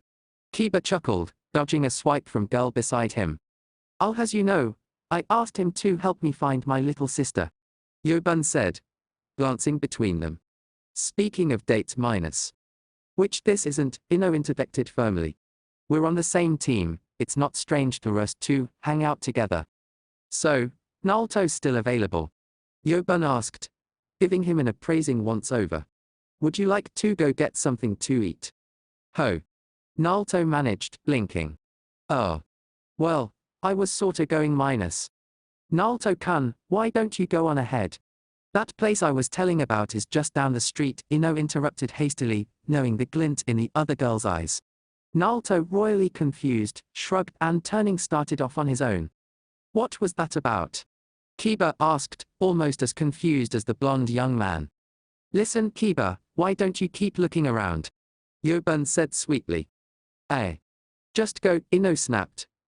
Not looking away from the other girl. Oh. Okay, Kiba said, going off on his own muttering about crazy girls. So, Yobun said slyly. Back off, Ino said curtly. You really don't want to get involved. All of you fangirls make me sick. When he wasn't known for saving the village, none of you wanted anything to do with him, and now minus. Oh, look who's talking. Yobun said heatedly. You used to fawn all over Sasuke, remember? I'm sure your new boyfriend there is really naive enough to think you've actually changed. Ino paused, feeling as if she had been slapped, then narrowed her eyes. First, he's not my boyfriend. Second, when I fawned all over Sasuke, I was a stupid little bitch. Unlike you and all these other girls that apparently never got the damn memo to grow up. That said, Ino rounded on her heel and stormed off. That had felt pretty damn good, that was for sure. Picking up the pace, she spotted a confused Nalto who was surrounded by several giggling girls. Ugh. Ino managed grinding her teeth as she stormed up and pulled the boy away. Was it too much to ask for a few minutes alone with Nalto? Shaking her head in annoyance, she led the still confused minus Nalto into the Konoha Tea Avenue. Oi, I didn't know you could see the Hokage Mountain from here, Nalto said brightly, gazing up at the faces. Awesome. Yeah, it's a great view, Ino muttered, dragging the boy into the nearest tea cafe. The place was a bit crowded, but Ino managed to snag them a table. Keeping in mind Nalto and his fixation on the Hokages, she made sure to pick one that they could see the Hokage Mountain from. So Nalto said, glancing around, then at her.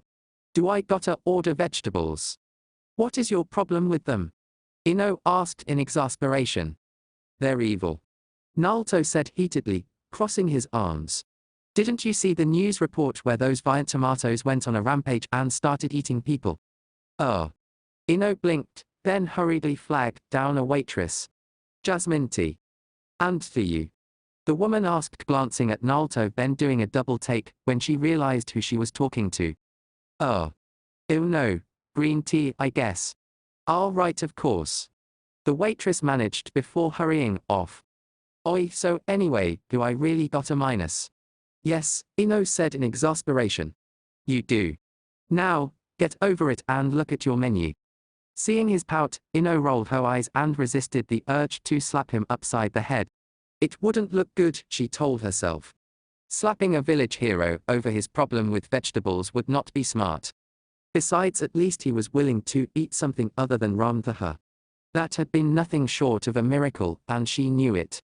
Taking the tea from a nervous waitress a moment later, Ino resigned herself to dealing with that reaction from now on when hanging out with Nalto. So, what would you like for lunch? The waitress stammered. Salad no dressing, Ino ordered, glancing at Nalto curiously. The blonde was scowling as he skimmed the menu before snapping his fingers and grinning. Oi, how about a large vegetarian noodle soup? Nalto said, glancing up at the waitress with a grin. With an extra order of noodles. Oh, of course, the woman said, hurrying off once more. Ino sighed, then rubbed her temples. Well, at least it wasn't ramen. Staring out from the small room adjoining Fugaki's private office over the small garden, which was enclosed by the home's inner wall, Uchiha Mikoto silently waited for the girl to settle in. Hearing the girl finally finish, the Uchiha matriarch turned her attention to the girl, smiling gently to ease her nerves. Uchiha Mikomi was from a distant branch of the family, considered almost a black sheep as Uchiha women went. At 14 she was both pretty and very temperamental, demanding to be treated equal to the male Uchiha members. Mikoto smiled to herself. The girl was a very good choice for the plan the elders had created. The girl was, of course, a Chunin, which meant she was strong. She had also managed to attain a 2-to-me Sharingan, which was very rare for the females of the clan. With her temperament, which from Mikoto's observations seemed the type to attract Nalto, she would be perfect. Mikomi-chan. Thank you, yes, thank you, Mikoto-sama. The younger girl said with a slight bow, obviously pleased and honored to be meeting with her. Mikoto nodded slightly, gesturing to the maid to pour the drinks, and then dismissed her casually. Gesturing gracefully at the steaming cup of tea, Mikoto selected her own. Both women drank silently, Mikomi obviously caught up in the mystery of it all, while Mikoto braced herself to perform this task. These are really lovely cups, so elegant, Mikomi said after a moment, looking at the older woman curiously. May I ask why exactly you sent for me? Mom didn't explain. Just that I should come here immediately. Yes, the reason I called you here, Mikoto said, with a prolonged pause. Before that, however, Perhaps you could tell me what you think of Uzumaki Nalto. Oh, him. The girl said, her tones suddenly interested. Well, he's strong for a non-Uchiha, obviously, and rumor has it he's very loyal. Okay, Mikoto said with a small grin, knowing that loyalty was a strong selling point even among the females of the clan. Several girls have developed a crush on him. Well. Mikami paused, blushing slightly. Don't feel guilty, that is actually a good thing, Mikoto said, sighing as she set her teacup down. The clan has decided we would like to bring the Uzumaki into the fold. He has a unkaiyu condition that could prove useful if mixed with our own, and as such we are searching for the proper girl for this task. Task? Proper girl? Mikami echoed, then looked shocked. Are you wish to arrange a marriage between him and myself? Well, not as such, seeing as he has no clan to deal with. Mikoto clarified, noting the girl's sudden relief. All we require at the moment is that you seek to develop a relationship with him. Of course there are now other girls from the various clans that will be vying for his attention, though from what we can tell you only need concern yourself with the Yamanaka girl. I see. Mikami murmured, sounding unsure and looking at the cup of tea, gulped audibly. What if I refuse? I mean, not that he couldn't be interesting to date, but well. I don't like being used as an object. I'm a human being after all. It should be my decision. I agree, the Uchiha matriarch said seriously. If it were my decision, I would of course leave it to you. However, it is not my decision. I has been ordered to find a suitable girl for this task. Therefore I must order you to begin this task. However, I can give you time to consider the task. So, if I decide to say no, I don't have to do it. I believe that is what I said. Mikoto said, raising an eyebrow. However, why should you say no? Do you distrust the wisdom of our elders? Or of my husband? And no, of course not. Perhaps you doubt my judgment. That's not it. Mikami said, waving her hands before her. It's just that being ordered to do this makes me feel like an animal. I'm a human being, my own person. It's hard to accept this, Mikoto-sama. That's all. If I could have time to think a day. Very well, Mikoto allowed, nodding slightly. You has until tomorrow to make your decision. If yes, then you apply yourself with all of your cunning. If no, then we will see what happens. Ha. Noga followed Hien along the corridor, feeling confident despite his gloved hand. The air was cool, almost damp, and it reminded him of the rains. It had been a week since Hitori had called him to the capital, and after numerous cancelled meetings, Noga was finally going to speak with his brother. Turning his mind away from such thoughts, he mused about his mother's mysterious disappearance. She had been so pleased with his initiative, and with how nicely he had handled all the small details that had come up. Her disappearance yesterday had thrown him into disarray, but he hadn't had time to send searchers out. They turned another corner and, unexpectedly, Hien opened an iron-bound, reinforced door and led the way up to the inner room. Noting the samurai and ninja, Noga felt slightly nervous but marked it off as nothing more than nerves. Crossing the inner room quietly, he braced himself as Hien opened the last door and ushered him inside. The room was exactly as he remembered it. Dotting the walls were wall hangings depicting the standard half-crescent green and black symbol of the Kusudaimyo. At the far end of the office sat an ancient wooden desk, and behind it rested a massive chair that was more like a throne than anything else. Eyes sweeping the room, he found his brother standing before a rack of scrolls, hands clasped behind his back. Noga smirked to himself. His brother had always been interested in reading and learning. Moving as if to join the man, he froze as Hitori spoke. Noga-ni-san. It is a pleasure to see you. I'm so sorry to has kept you waiting. Regent-sama, Noga said carefully, aware of the danger he was now in. His brother was never that polite unless he was angry, and when Hitori got angry he became as treacherous as a cobra. Oh, no need for formalities, Hitori said, smiling fondly as he turned to face Noga. After all, we are brothers, correct?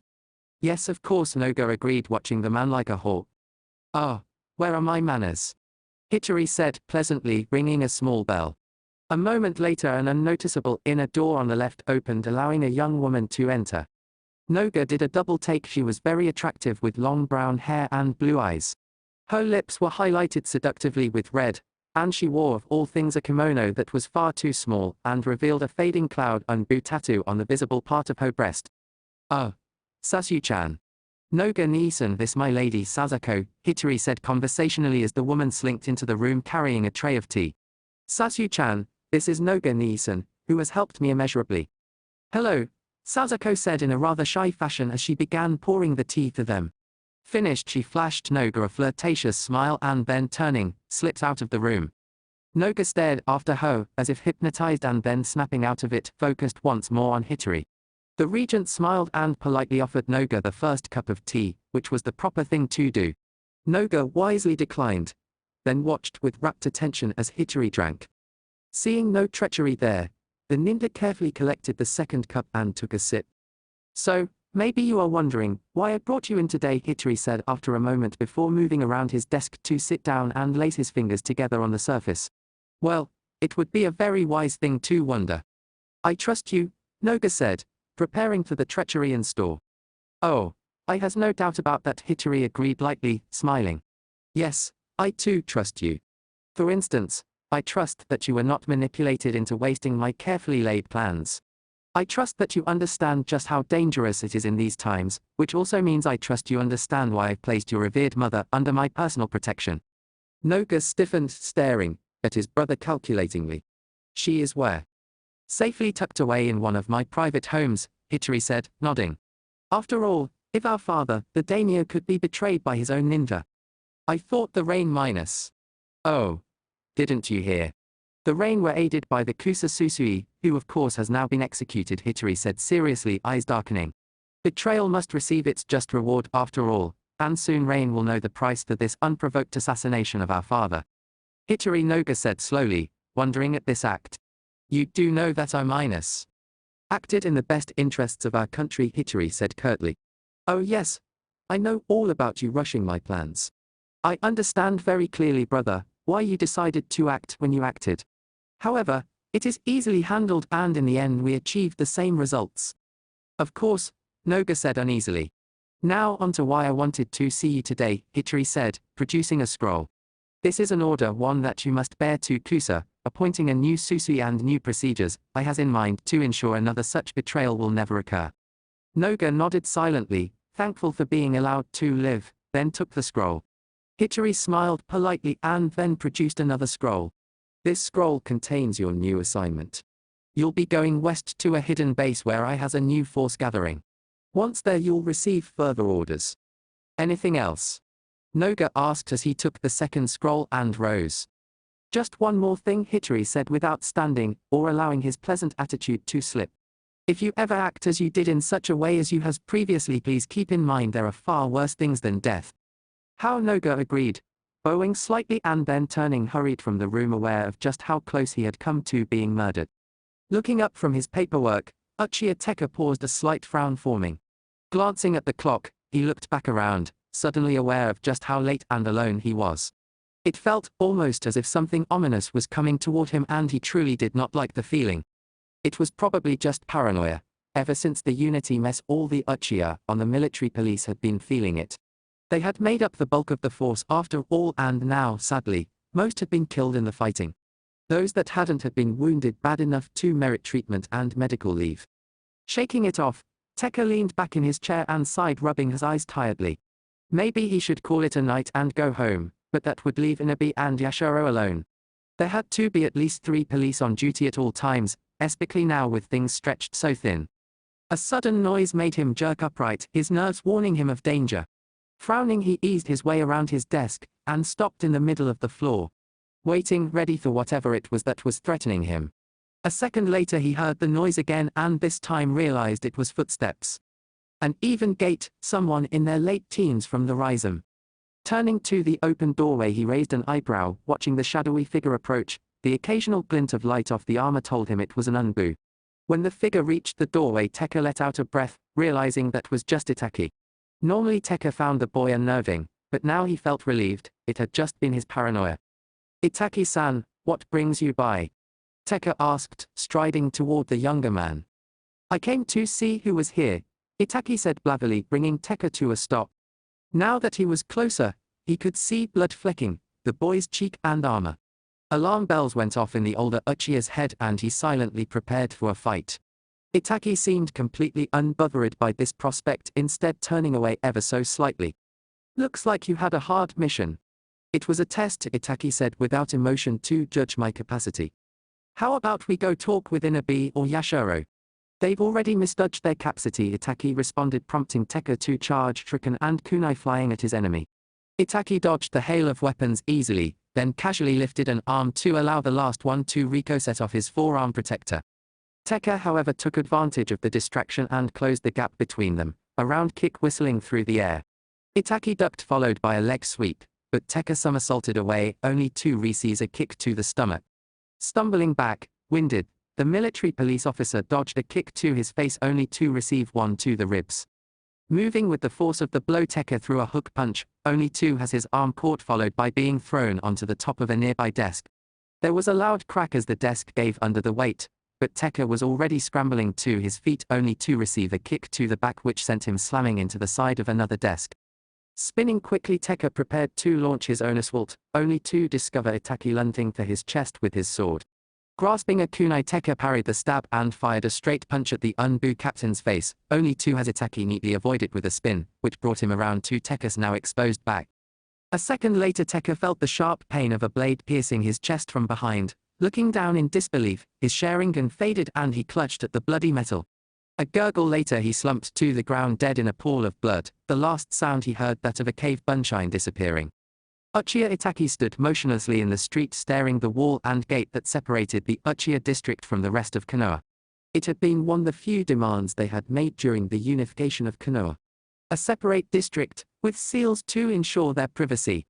Brilliant in its concept, and now about to turn horribly against them. Watching the two black flags, that sported the red and white Uchiha fan symbol, flutter over the gate in the early evening breeze, Itachi felt the 24 cave bunshine he had sent out dissipating. It took him a moment to sort through the information, so many faces and other minor details, but it was now confirmed. The last Uchiha within the village, besides his brother who was training, were all gathered within this district. Satisfied, he quietly passed through the gate and stopped long enough to ease it shut. The streets beyond were nearly deserted. He could see the odd person out running a few last-minute errands. For the most part, however, it struck Itachi at just how lazy they had all become. Spotting the Uchiha Sen, he decided that would be as good a place as any to start. Moving silently, he approached the food store, eyes darting from his portly middle-aged aunt named Uchiha Orochi to his smiling uncle Taeki, who was busy reading a paper. The picture-perfect middle-aged couple, they were his godparents and they adored him and Sasuke. He could remember them being so proud of him, when he had graduated, bragged and given him free food. They were two of the kindest people he had ever met. That made them the most likely targets at the moment, and he felt a shot of adrenaline course through him. "Oh, it's Itachi-kun," Taeki said, looking up from his paper, his smile growing. "What brings you by today?" "Maybe he wanted to see us, dear Orochi," said her kind face filling with a loving smile. Itachi paused, staring at both, and it was Taeki that realized something was wrong. The old man had been a strong ninja in his day after all. He had even formed a single seal by the time Itachi reacted. There was a spray of blood as Itachi drew his sword and plunged it through the man's chest. Then, before Orochi's scream could gain pitch, she too died, the sword now separating her head from her shoulders. Pausing, Itachi briefly tried to evolve his eyes but found them still stunted. Frowning, he sought out more of his relatives, then snapped out of his search as he felt someone trying to kick him. Itachi twisted, effortlessly blocking and throwing two of his own punches. The Uchiha in question ducked one, blocked the other, only to has Itachi kick him in the face. Spinning quickly from the momentum, the sword whistled around to slice the man in half. Coming to a stop, Itachi held his free hand up and out, killing another Uchiha, making a break through it with a kunai. There was a beat, then Itachi was moving again, as more Uchiha poured out into the street to face him. Blade slashing downward, Itachi cut off one's hand at the elbow. Then twirling the blade, he gutted another and in the same motion, slit another's throat. Sheathing the sword smoothly, Itachi ducked a punch, twisted aside from a kick and then grabbed the wrist of a punch aimed to his stomach. A second later, the UNBU captain slammed home a kunai to his attacker's throat, causing the man to gurgle before he collapsed. Itachi, however, did not remain standing still. He was already on the move, a kunai cutting down one attacking family member after another. The jutsu were not far behind, and in the sheer chaos of the battle Itachi felt mounting frustration as each attempt at evolving his Sharingan was met with failure. Still, Uchiha Itachi would not stop until he had the Manryu Sharingan. The training field was quiet, save for the soft rustle of the grass amid the breeze. Overhead, the cloud-spotted sky was a mixture of light and dark blues, signaling the onset of twilight. It would be a perfect night to romance or for animals to roam. At least until, with a roar, Uzumaki Nalto darted across the training field, with a ball of concentrated chakra between his hands. A moment later, the ball smashed into the targeted tree, followed by the soft sound of grinding wood. Then, with a backlash of chakra, Nalto was sent tumbling backwards end over end. Coming to a rest, the blonde remained in a heap, breathing heavily. Sweat was beading on the sides of his face, but he was more interested in the swirl he had created. "Damn it," Nalto muttered, pushing himself painfully to his feet, his right hand trembling. He didn't understand why he couldn't get this final step, no matter how hard he tried. Non-stop effort had so far yielded nothing after all of that training, and now this, he still couldn't maintain that damn ball. As a matter of fact, the only thing he had managed to get in the last few days was his revenge for his team not telling him about being his promotion to Chunin. Nalto couldn't help but grin as he remembered that dyeing all of INO's clothes orange along with replacing everything she owned with identical orange items minus had been tricky but well worth the effort. As had dyeing Shino's hair orange while he slept, which was no easy feat with all those bugs of his. The only prank he could say wasn't worth the effort was the one he had pulled on Anko. She had deserved it more than the others. Anko should have been above anyone else the one to tell him. With this in mind, he had came up with a very special prank for her. He had wrapped a large gauge wire around the prong of her TV's power cord, so that when she plugged it in she received a shock. Sadly, Anko had become livid after that and was now actively seeking to slit his throat. He briefly concentrated on his surroundings to ensure that Anko wasn't sneaking up on him, then holding his left hand out began creating another Rasengan. Hand trembling from the concentration of chakra, Nalto gritted his teeth and using both hands to maintain the shape shot forward once more. At the last moment before impact, Nalto released one of his hands and drove it forward. His arm varred from the impact, but he still pushed to reward it as the Rasengan began to bite deep into the wood. Then, with a flash of chakra, it exploded, leaving a deeper spiral in the bark, and Nalto fell on his back. Breathing heavily, he couldn't help but wince as he stared up at the darkening sky. Kami, why couldn't he get this? Studying the crescent moon and listening to the faint noise of the village, Nalto drifted for a moment. Closing his open hands, he sighed, concentrating on the noise from the village. He could still remember the feeling of joy that had flooded through him when he had discovered shop owners and normal villagers acknowledging him. Not as something to reject or to yell at, but as something to praise. He was more aware of the girls, some his age, some younger, all staring at him as if he was Sasuke. He was careful, however, to remember that they only liked him now because of his status, but he still played up to them. But he couldn't forget the feeling, he was respected now. Not just by a few people, but by an entire village. That moment had been like something out of a dream that had turned sour quickly as he realized that many of the villagers saw him as more than a hero. Some had said his name in religious awe, as if he was the great reincarnation of the Yondim. He had been crowded by a large group of them, pressing in trying to touch him as if they believed he could bless them. They had treated him as if he was an avatar of the kami and not Nalto. He had quickly escaped, overwhelmed and frightened. That hadn't been respect. Those villagers had been worshipping him. They had latched onto him in some insane view that he was something from heaven. That had been the last thing he had ever wanted, and no matter what, he was determined never to let those type of people near him again. With a grunt, Nalto rolled himself over, and then pushed himself back to his feet. Legs trembling, he panted and looked at the tree he had been practicing on. It was identical to so many others, each bearing the swirling pattern of an uncontrolled Rasengan. He felt anger building within him. Holding his hand out once more, Nalto began concentrating chakra and striking at it to form the sphere of power. He let it build, almost to the point that he couldn't stand it, and then grasping it with both hands, roared, darting forward. Driving his right hand forward, he released the ball from his left and slammed the ball of chakra into the tree. Pushing, straining, he drove it deep into the tree trunk. A moment later, chips of bark striking his cheeks, with a loud cracking noise, Nalto tumbled forward as the tree exploded.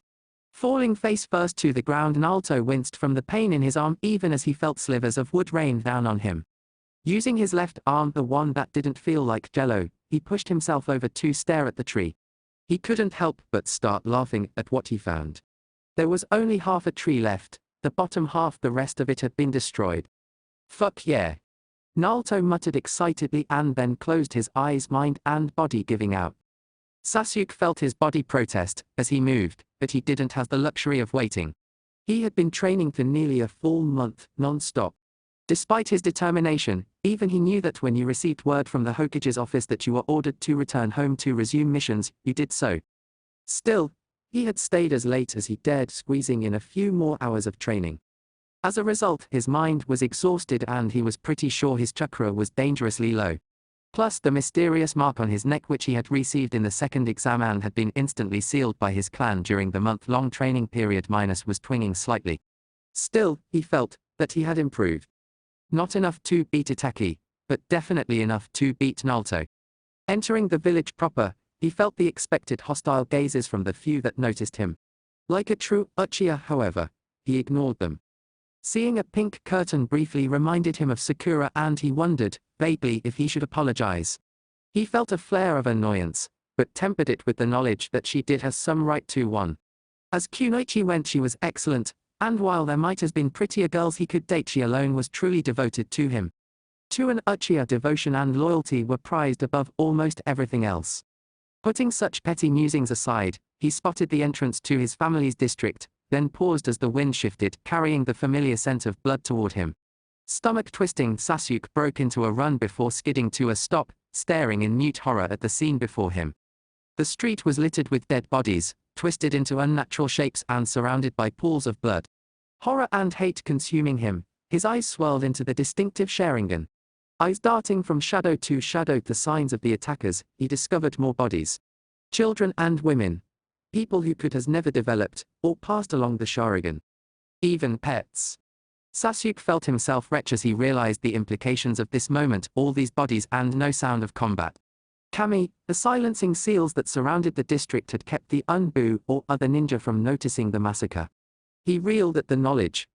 But he could think of no one who could do this. He stumbled away from the entrance, knowing he needed to alert someone. Anyone. Whoever, whatever, could wipe out his entire clan had to be dangerous beyond words.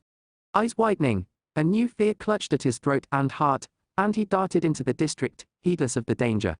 Rounding one corner after another, barreling down yet another street filled with bodies. Each passing moment drove him faster, making him more frantic. His dad, his mom, Itachi, they could all be dead, and it spurred him to move even faster. 3 streets later, the sealed bite on his neck sending sharp pains through him, Sasuke came to a halt before his home. Throwing open the wooden doors, he shot through the garden, jumping the reflection lake, and slammed the wooden doors to the entrance room of his home open. Panting, Sasuke darted across the room and tore through the rice paper doors. Running blindly along the inner veranda, he knew he couldn't stop, couldn't slow down as long as his family was in danger. Seeing his parents' room come into view, he redoubled his speed. Mother. Father. Sasuke. Don't come in. His mother shouted, which only spurred the boy faster before he slid to a halt and slammed the door open. Sasuke's Sharingan memorized every inch of that moment, from his mother's and father's faces to the blood, to how they looked like broken dolls. Even the hint of his father's despair and his mother's fear. Part of Sasuke shattered at that moment, even as the image was forever engraved in his memory. Then he saw Itachi standing over their bodies, gazing down at them blankly, a bloody sword in hand. Sasuke, feeling more numb than should have been possible, hesitantly stepped into the room. What? What did you do? At his words, Itachi looked up, Sharingan activated. Sasuke just barely saw the shuriken, just barely managed to avoid the attack. Foolish little brother. Itachi breathed, eyes closing. Sasuke shifted his weight, wondering, almost hopefully, if Itachi was calling him a fool for assuming he could do this to their parents.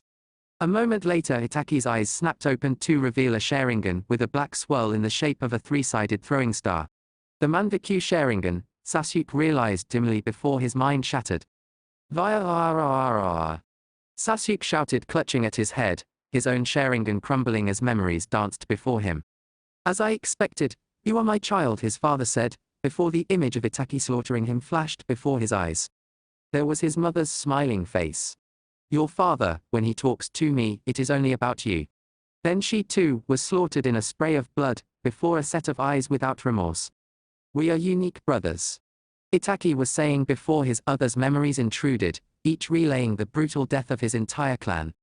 One by one Sasuke witnessed and experienced the pain of his clan's death. Moment by moment, his mind was brutally raped and assaulted by his brother's denjutsu.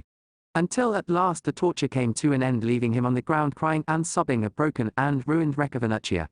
Why? Sasuke moaned, curling into a ball. Why? To test my capacity, Itachi said emotionlessly, and, because they betrayed the true Uchiha purpose.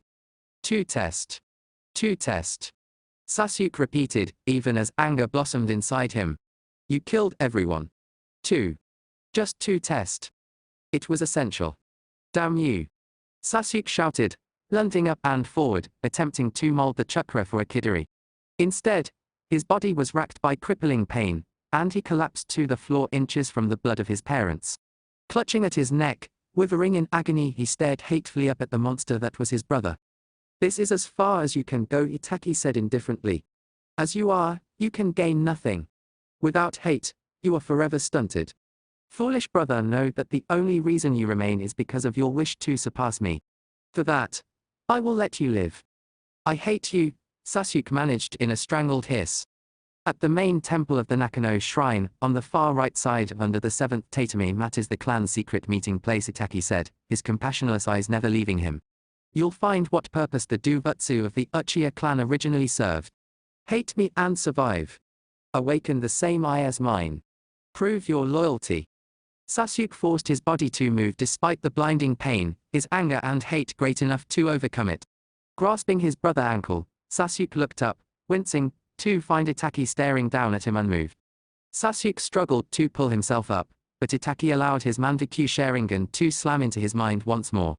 For the next 24 hours, Itachi's voice intoned as the memory of Itachi slaughtering their parents filled his mind. You will relive this night. Uchiha, Sasuke screamed like the damned soul he was.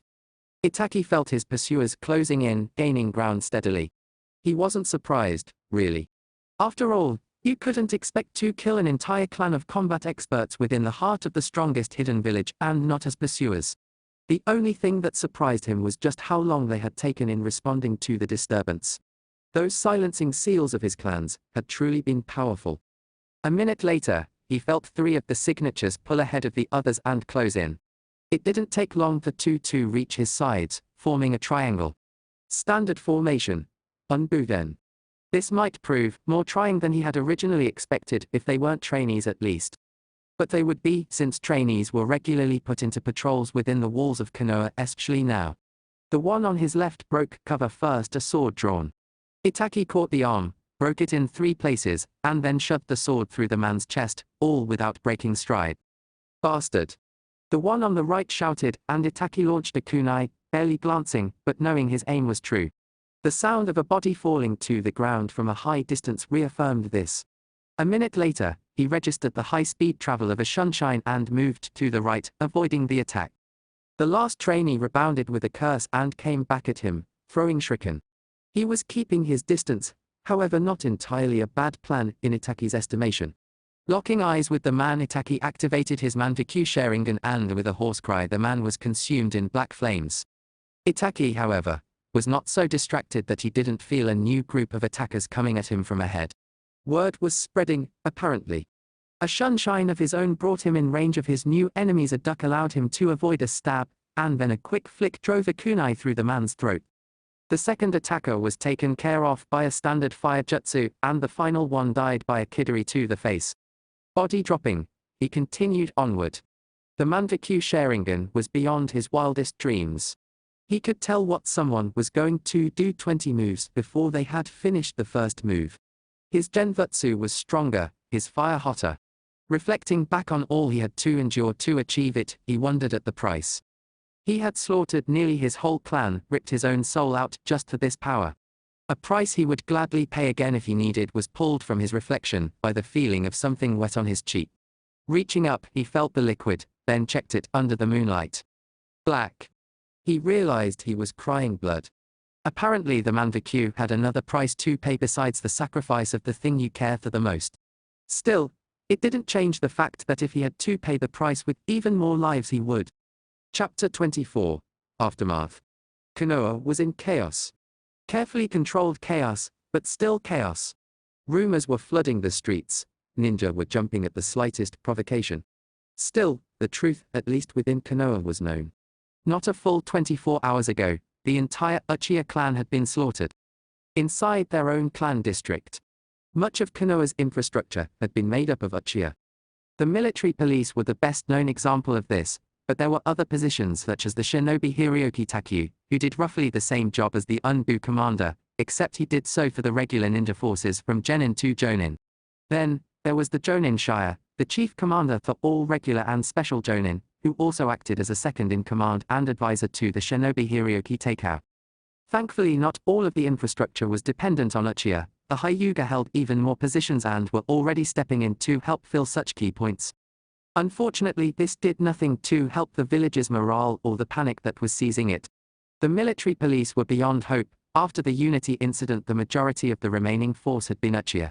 The Unbu were little better. In all honesty, they were stretched thin due to the same incident, and early reports indicated that even more were lost due to the Uchiha incident. This was the state of affairs that Kakashi had been thrust into, so needless to say, when Kakashi entered the council meeting room, he was beyond pissed. He was bordering on sociopathic, and, when he strode into the room, he did so like an Oni straight from hell. His gaze promised pain to any who so much as spoke before he was ready. He slowly circled the room and the round table. His eye roamed over each and every one in silent calculation before finally stopping at the seat traditionally used by the Hokage. Glancing briefly at both Homura and Kaha, he focused entirely on his acting successor Tenzu, while placing his hands on its back, as he spoke. Well.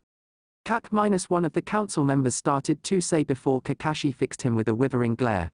Seeing the man choke his words, the acting Hokage fixed his steady gaze back on Tenzu. All I want is to know A, who, B, how, C, our status, and D, Sevius.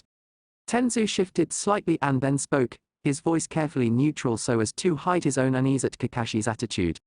From all accounts, the who would be Uchiha Itachi. He's managed to escape the village, but we've given orders to the patrols ordering his neutralization. As the how, we don't know. Evidence suggests that he began killing members of his clan for, at least the last 6 months, starting with Shisui. We do know that he managed this massacre partially due to the silencing and chakra, concealing seals that were applied to the privacy of the Uchiha clan district.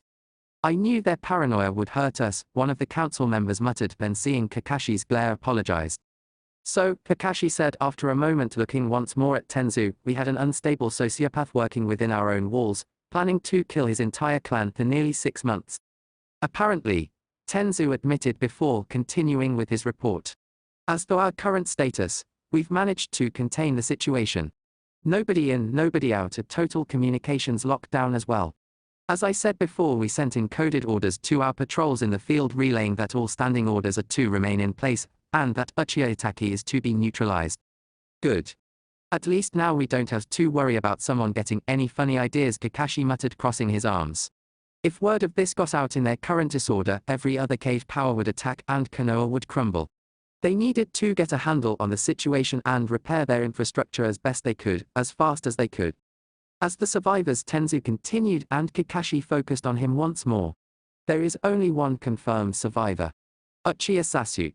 We're not sure why he survived either. From what we could tell, he attempted to fight against Itachi, exhausted himself, and is trapped in a very intense Denbutsu. Denbutsu was always Itachi's specialty, Kakashi muttered, looking out the window over the vast village, unable to believe the situation they were now dealing with. It was like Orochimaru's betrayal all over again, only this time nobody had suspected a thing. What is the current status of Uchiha Sasuke? Homura asked, his voice firm and determined. Konoha Hospital, ICU. Unbu guard level 2. Last report indicated that he was still trapped in the Denbutsu, Tenzu explained, tapping his finger against the table. I've got both the top Unbu Denbutsu expert and the top Jonin Genbutsu expert working on breaking it, but they both say they've never encountered this type of technique. A Denbutsu shouldn't be that hard to break, Kakashi said, frowning behind his mask. The two top denbutsu experts in the village, and they were utterly helpless. Send for Inoichi-san, he should be able to break it if they're still unable to. If they do manage to break it before he gets there, I want Inoichi-san standing by to help Ibukai-san with questioning, since Sasuke is the only one who can give us a clear picture of what exactly happened. Of course. Kakashi nodded absently at the acknowledgement, and then left the room. Let the council discuss the situation even further, it was all they were good for, in Kakashi's opinion. It would be up to him to protect the village, as best he could at least until Tsunade turned up to take over the job. First things first, he would have to visit Sandaime and keep the man up to date. After that, he would have to deal with the others and probably send word to the Inuzuka clan for their help in tracking Itachi. The burial of the bodies was also going to fall to him, he couldn't trust any of the clans to handle that. Especially the Hyuga, who now had a frightening amount of control of Konoha, which meant he would have to make sure to break it as soon as he could. Above all of that, however, was his desire to know why exactly Itachi had waited for so long. Itachi had waited longer than anyone he had ever heard of just to strike. Why now? Why kill his family? For that matter, why wipe out the entire clan and then leave Sasuke alive? Admittedly, Sasuke was strong, but he was nowhere near a real threat to Itachi. Leaving him alive was an act of compassion, which Itachi never showed when he killed. More importantly, it was also an act of foolishness.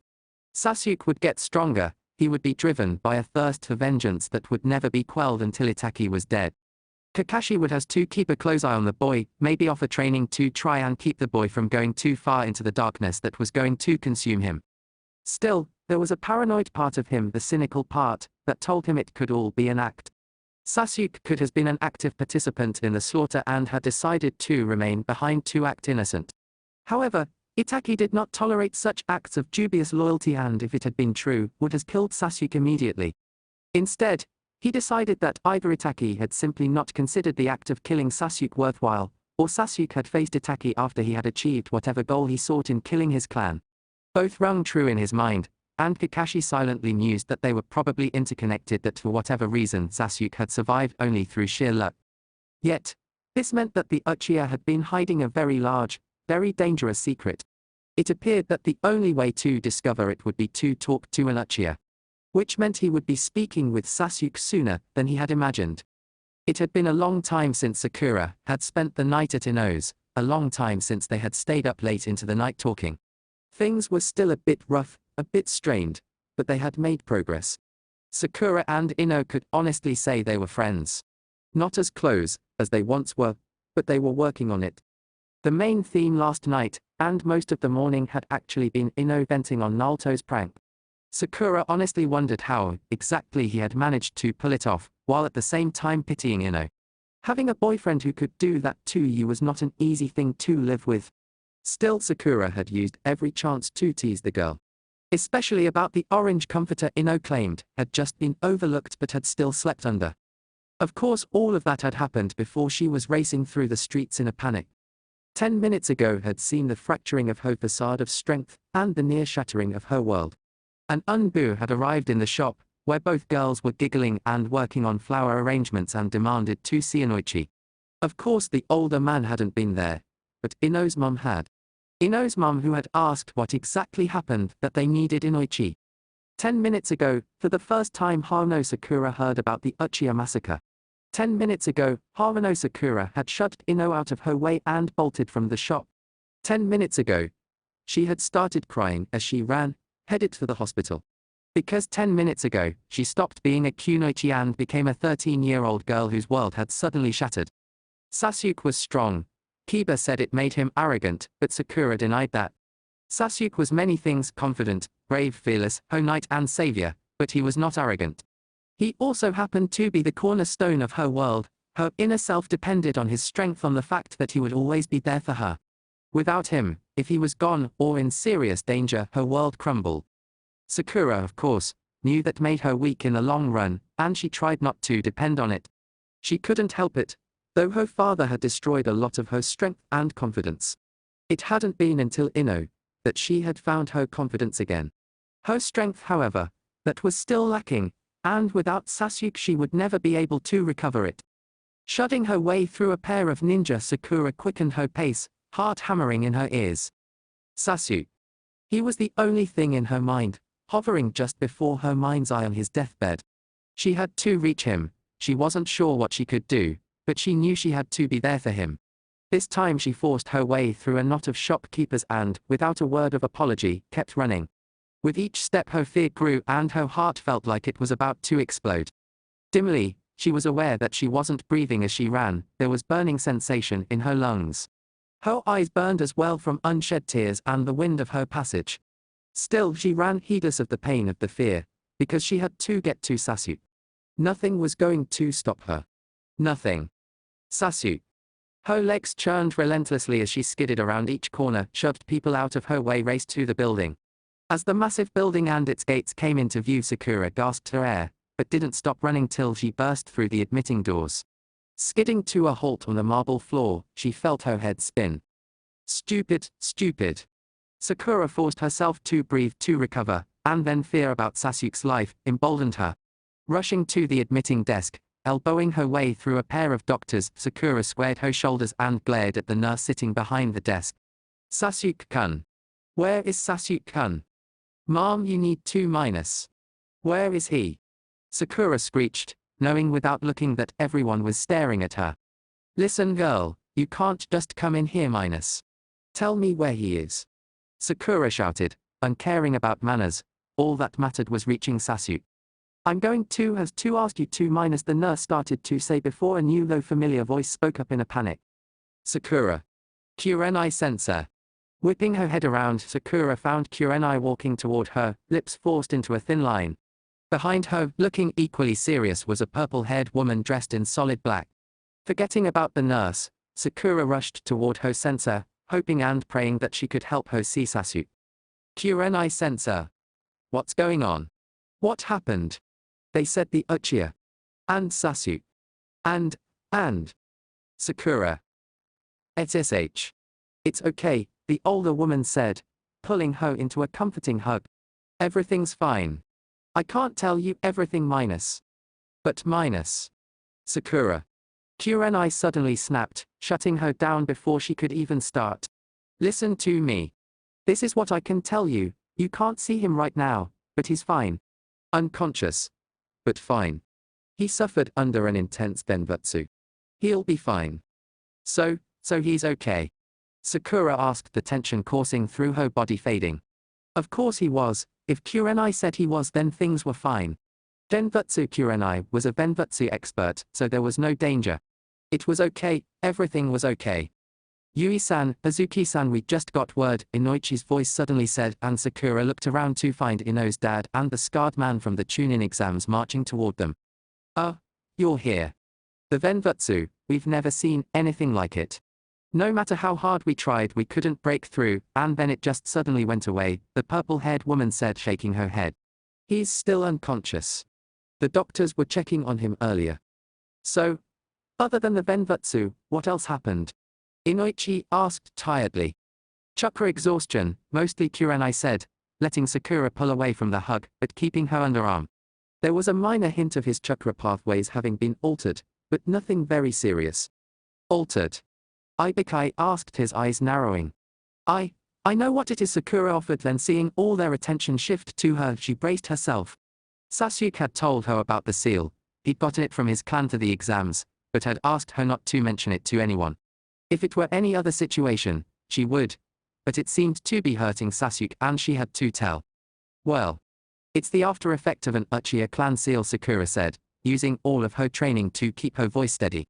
He got it for entering the Chunin exams. It's a seal that's supposed to help the user access their chakra more effectively. Could explain why the Denbutsu was so strong, Kurenai mused softly. If he was using the same seal, or knew about it, he could concentrate the chakra and maybe even make it so that Sasuke's own chakra would support the illusion. Possible, Ibukai allowed, snorting. Those Uchiha were always doing stuff like that with seals. Create a useful seal, then lock it away, keep it secret, and then when it backfires let us deal with the chaos. Just like with their clan district and all their privacy seals. Anyway, Inoichi said, shooting the man a glare before turning to Sakura. Listen, Ino's just outside.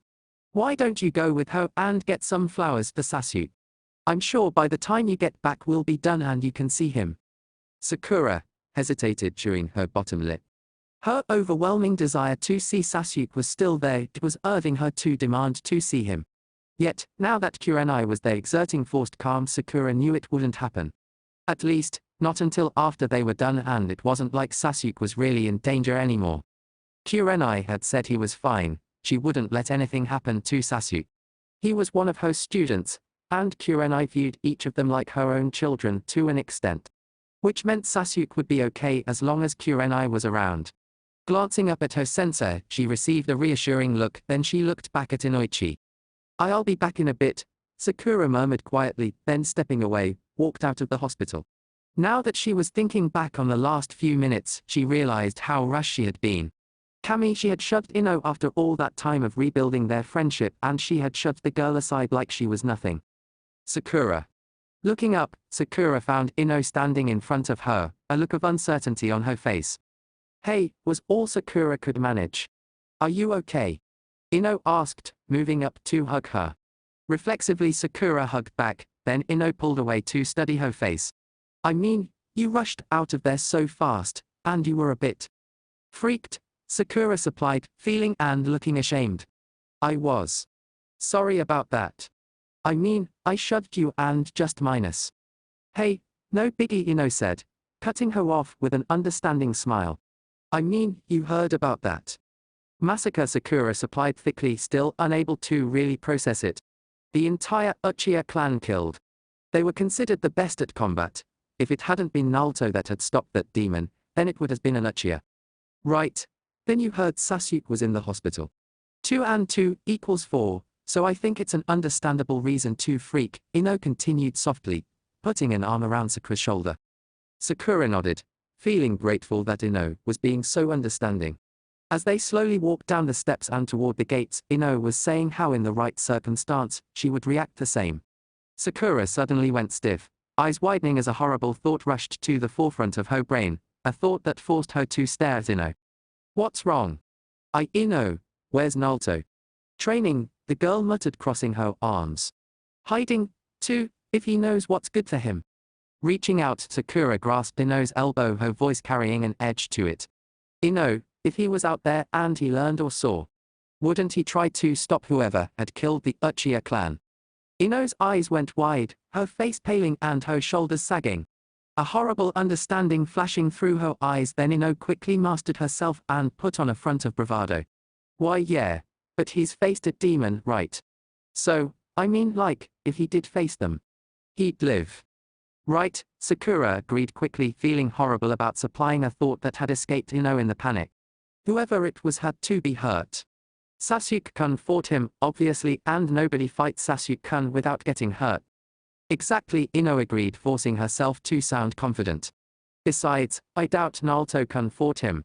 The way he trains, he probably fell asleep and missed everything. Of course happens to Sasuke-kun all the time, Sakura agreed with a nod. Plus, we don't know where he was training, so we don't know if he would even know at all. Yeah, Ino agreed with a nod. Nothing to worry about. I'm actually sorta sorry he didn't fight the bastards. Then Sasuke could see their heads on a pike for what they did. Exactly. Ino nodded firmly. Tell you what, we see him, we'll ask him to join up with Sasuke so they can both track the bastards down. Sounds like plan, Sakura said, smiling a bit more. We better go get some flowers for Sasuke-kun though. He won't like the idea of teaming up with Nalto. Miso Ramen can't forget that, Ino said, walking beside her. Cause Nalto-kun won't be happy about it either. Sakura nodded, deciding that it was nice too, has a friend to tell lies with. The garden was silent. Beautiful, really meditative. It provided a stark contrast to the Uchiha compound estate, whose garden had been made up of hardy and tough plants. The Hyuga garden was made up of lush plants, gentle flowers, reflective ponds, a stone garden, and of course, the required bridges. It was ideal for meditation or private conversations, especially between brothers who, by normal standards, were separated by status and tradition. Hyuga Hisashi considered his brother, wondering at the fate that had chosen their roles in life, but said nothing. They very rarely said anything during these walks. There was no need to since that night so many years ago when Kumo had demanded Hayashi's body. The night when the Hokage had laughed derisively at the offer of the Hyuga Council and Hisashi, and instead sent the heads of the Kumo delegation back to the village with threat of renewed war. Between them, above all else, they understood that they were brothers. Family. Yet, this time Hisashi had to speak, because things were happening that troubled him. Why did you smuggle Uchiha Mikomi into our keeping? Hayashi remained silent before. A few moments later he slowed, then came to a stop. It was not lost on Hisashi that they were in the most secluded of spots where there was no chance of eavesdropping. Turning, Hayashi studied him silently for a moment, then spoke in that firm tone he was known for. For safekeeping. Safekeeping. Yes. Hayashi said curtly with a slight nod. However, I must ask something of you and more importantly of your son Nevi-san. What do you require, Hyuga-sama? Not as the head of the main family, Hayashi said, a tone of warning in his voice. I need this of my brother and my nephew. Whatever you need, Hisashi said, meaning it, and wondering what it could be. The Hyuga Council is seeking to increase our control over the village infrastructure. Which of course, I can understand, we are the oldest of the Konoha clans. However, they are appointing lapdogs. Hisashi ventured, knowing all too well the politics that could get involved with the Hyuga. Hayashi's family were modernists, which left many within the Hyuga upset. They could easily, if they gained the proper positions, frame Hayashi and by proxy Hisashi and Nevi-, which would in turn allow them to select a more traditional member of the male line to run the clan. Which would mean that any advances the Hyuga had made internally would be eradicated overnight. Yes. And I need people I can trust in two positions. They are key because they can ultimately counter any actions the fools that surround us may attempt, Hayashi explained, grimacing. I need you to accept the position of Joninshire. I see. However, why not the shinobi Hiryoki Takii? Kakashi-san has managed to place an Inuzuka into that position, Hayashi explained, seeming mildly put out. Then of course I'll take the Joninshire position, Hisashi said, then tilted his head slightly. You said you needed my son for something as well. Yes, Hayashi said, lowering his tone. I need him to accept leadership of the new military police. Kakashi-san is hurrying to fill positions, but he has to use Jonin for other key position. He has no one to spare for that position. The Hyuga Council has yet to settle on a candidate, but that will not last. Equally importantly, other clans are trying to claim positions, and this is one that must be in our possession. Of course he will do as you ask, but he is only a Chunin. A newly promoted one as well. Yes. But he did fight alongside Uzumaki-san against Gaara. I can use that and his own record to convince Kakashi-san of the wisdom in the appointment of Nevi, Hayashi explained, his frown deepening. Will he accept the job? Of course, Hisashi said, for the first time realizing the gamble that Hayashi was playing. The leader of the main branch always had a branch member to act as bodyguard. This would be the first time that a leader was willingly allowing a trusted guard to be replaced by those he could not fully trust. In essence, he was offering his life up to assassination for the chance to keep the clan moving forward. After a few more minutes of silence had passed, Hisashi sighed and turned, walking once more with Hayashi at his side. It was one of those odd moments where Hayashi was acting out of something other than his own self-arrogance.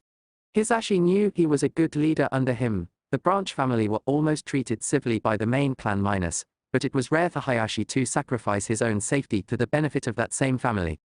Setting it aside, he instead turned back to the matter of the Uchiha. There had to be more than safety for Hayashi to make such a bold and dangerous move. Something that Hisashi feared was the Hyuga drive for dominance. You spoke of safety, Hazy said, glancing at the other man. However, I must ask if you might be attempting something else. Would you rather the Uchiha fell into the wrong hands? Hands that could adapt them to their own needs or in ways of destroying us? Hayashi countered, not returning his glance. I do this out of safety for our clan and the village as a whole. Though, I will admit that I hope to learn where exactly they deviated from our line through the study of the Uchiha. I thought you believed in the clan history more firmly than that, Hisashi said lightly. Hyuga Hana met the god Susanoo, who, taking his revenge on a child of Amaterasu's, forced himself upon the woman and spawned the first Uchiha. Hana and her brood were disowned for the shame naturally, only to be later used in a deal between Susanoo and the Tengu leader Sovobo-. which gave birth to their corrupted Duvutsu, the Mandaku Sharingan. Hayashi finished dryly. Yes, I know the story. Sighing, Hisashi shook his head, responded to what his brother was doing. So, I cannot dissuade you from doing this. No, Hayashi said, turning to face his brother.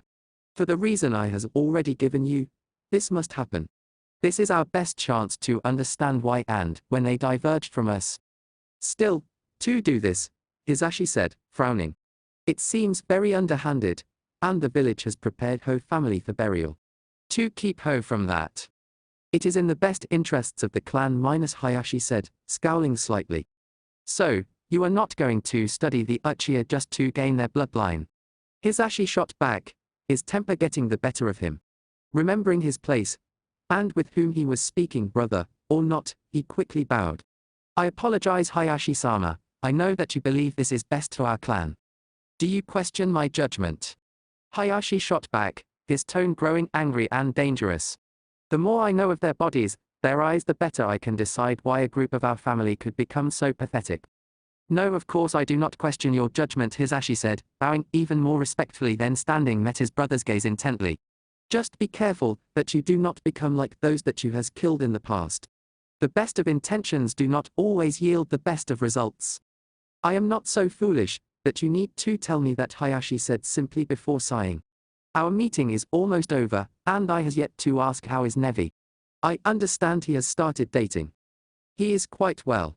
Much more talented than myself, or you at that age, Hisashi said, proudly warmed by the thought of his son and the talent he displayed. How Hisashi wished he could have been first so that Nevi could have been main branch. As for the girl that has caught his attention, she is indeed a very beautiful young woman. An extremely talented weapons mistress, a perfect match if I do say so. Aha. Then I'll see about arranging things to them, Hayashi said fondly. We would be honored, Hisashi said. How is Hinata-sama? I understand she didn't participate in this exam. Hinata, sadly, is not quite so talented. I would try to ensnare Azumaki-san with her. She is quite attractive minus, but her personality would clash against his, and forcing her to do something has never yielded the desired result, Hayashi responded, sighing. Hanabi shows promise, however, if only her mother would stop coddling her and she would learn to not let her pride control her. It was a crime that your wife could not provide a son, Hisashi said, both meaning it and not meaning it. The Hyuga family lineage was passed through the male line, without a son, and provided neither daughter married another Hyuga, Nevi would become the next clan head upon Hayashi's death. Unless the council framed them all and hence elected a new male line. Yes. But there may still be hope, Hayashi said, before turning away. It has been nice speaking with you once more. However, I must now see two more pressing matters. Of course, Hyuga-sama, Hisashi said, bowing once more. Watching his brother move away, the younger Hyuga sighed and shook his head. Turning, he headed for home, wondering if things would ever change for the Hyuga. It was the sound of a soft voice that drew his attention and, lifting his head from his paws, Akama's ears twitched. He couldn't quite make out what they were saying, but then again, they were speaking human, and he wasn't quite as fluent as the older members of the pack. Still, he picked out certain words. Something about an attack and about pursuit. Yawning, he looked over at his nearest neighbor, a massive dog with a scar on his face, who looked extremely interested in what was being said. Kuramao, what are they saying? Something disturbing, pup, the larger dog said, getting to his feet, turning to stare at him and the other members of the pack. Listen up. The Uchiha clan has been wiped out. The Hokage and Unbu are asking for the Inuzuka pack to help track the killer and bring him to justice. Of course. Another dog said eagerly, as the others growled dangerously. Who was the killer? A man by the name of Uchiha Itachi, Kuramai said, before looking at Akama. You need to tell Kiba, he's sleeping, and I doubt he knows about this. Right. Akama nodded, then bounding to his feet, shot out of the sleeping area, his mind racing. He was still a tad young, he didn't fully grasp why the pack had seemed so upset, but he did know that Kiba should be told. Needed to be told. After all, his teammate was an Uchiha, and teammates were like members of the human packs, even if they were different. Kiba had tried to explain it all once, but Akamai didn't quite grasp the concept. Just that the team was a pack that wasn't a pack, and that Kiba found the pink bitch attractive but refused to mate with her. Then again, Kiba found most bitches attractive but refused to mate with any of them. Akamaru really didn't understand that. Maybe it had something to do with the other member of the pack, the one that smelled of metal and blood. Sasuke. Yes, it was probably due to him that Kiba avoided mounting the pink bitch. Not that Akamaru could blame him. Sasuke seemed dangerous to anger. Clearing the last hurdle between the sleeping area and the pack home, he scrambled through the doggy door that Kiba had insisted on installing and then, darting around Hana, hurried up the stairs. Nails clacking against the wood, he raced along excitedly before skidding to a stop, just outside the door that carried the strong scent of Kiba. As always, it was left partially open and Akamaru wiggled his way inside. It was dark, and the air rich with ripe scents, which distracted Akamaru for a moment. Sniffing and snorting, he poked his way across the floor, checking socks and shirts as he went. After a rather foul-smelling sock, he retreated and whined, before remembering why he was there. Approaching the bed, he hunched down, shifting his weight as he prepared for the jump. Then, ready, he leapt up and managed to catch the edge of the bed. Claws scrambling against the edge of the bed, he pulled himself all the way up and panted happily. Padding across the blanket, he paused staring at the lump in the bed, then hurried to Kiba's head and barked. The boy snorted and brushed him aside, sleepily muttering something. Growling, Akamaru hurried back and barked repeatedly. This time Kiba rolled over, away from him, and Akamaru growled before butting his head against the back of the boy. Barking, Akamaru retreated as Kiba rolled onto his back again and huffed. Frustrated by the lack of response, Akamaru jumped up on the boy's chest and, as close as possible, barked while jumping up and down. "Was it?" Kiba finally mumbled, not opening his eyes at you, Akamaru. "Of course." Akamaru responded, then barked even louder, "Get up. There's a big emergency." "Emergency?" Kiba mumbled, opening his eyes before sitting up groggily and displacing him. "What kind of emergency?" "The entire Uchiha clan was murdered by someone named Itachi," Akamaru said hurriedly, then seeing Kiba's confusion picked the words he knew Kiba would understand. "Uchiha clan. Murder. What?" Kiba shouted, springing from bed and bolting from the room. Akamaru chased after him, excited that Kiba had got the message, and didn't waste all that time on those clothes, things like he usually did. Yamanaka Inoichi was not particularly thrilled with his job. His job, of course, was not strictly to be a florist. If it had been, he would have been sufficiently happy. Even working as a normal jonin would have been fine. It was because he was a Yamanaka, the best at the various mind techniques, that he had the job he hated. He was Morino Ibiki's sidekick. His job was to get the information when only he could. It was a job he hated. It stole people's memories, violated their privacy. He viewed it as a type of rape. He especially hated being forced to do the job against a Konoha ninja, yet it appeared he would be doing so once more. Ibiki was determined to learn the details involved in the massacre, despite the vocal objections of the doctor. Inoichi, who had no particular love for Sasuke, felt a tad uneasy about what he would soon be doing. Still, he had no choice, and it was Sasuke. "Yamanaka-san, we can't wait any longer," Ibiki said gruffly, having finally silenced the doctor with the threat of an unbu cell. "Morino-san, it's not that simple. He's just a child," Inoichi explained tiredly. "His mind has been trapped within a Venbutsu for 24 hours. Going in and ripping this information out of him, that runs the serious risk of damaging his mind permanently." "Do it," Ibiki ground out, striding across the room to hover near Inoichi, "or you'll find yourself in an unbu cell along with the good doctor." "I was just explaining the risks," Inoichi said tightly, and then lifted his hands, forming the needed hand seals. He would have to make several short trips, try to limit himself to the night in question. Concentrating, he mentally plunged forward, and his mind probed the prone boys, then finding a crack, slipped inside. "Sasuke, this is how you kiss a woman," Fugaki said drunkenly before demonstrating with his giggling wife. "Why are you still grinning when you've just twisted your ankle?" Itachi asked, carrying Sasuke on his back and smiling slightly. "Are you just pretending to get an easy ride?" "No," Sasuke said defiantly. Itachi moved with an envious grace as he leapt and jumped, hitting every target perfectly. Inoichi forcefully extracted himself and shook his head to clear it. "Well."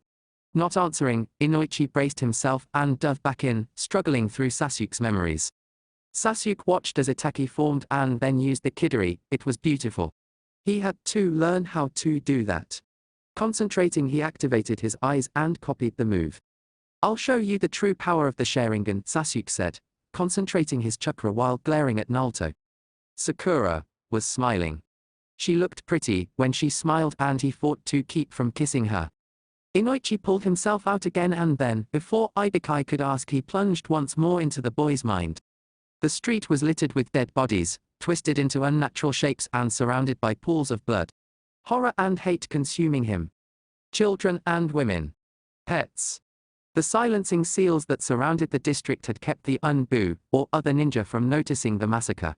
The blood, his mother's and father's faces etched with despair and fear, they looked like broken dolls lying in the pool of blood. The pool of blood. Itachi standing over their bodies, gazing down at them blankly, a bloody sword in hand. Reeling, Inoichi pulled out retching and waving Ibukai off. Then stumbling back, fighting his way through the shared emotions, he forced himself inside the mind once more. Foolish little brother. A Sharingan with a black swirl in the shape of a three-sided throwing star. The Mandaku Sharingan. Forbidden. Evil. As I expected, you are my child. Itachi slaughtering his father flashed before his eyes. You are stronger than Itachi.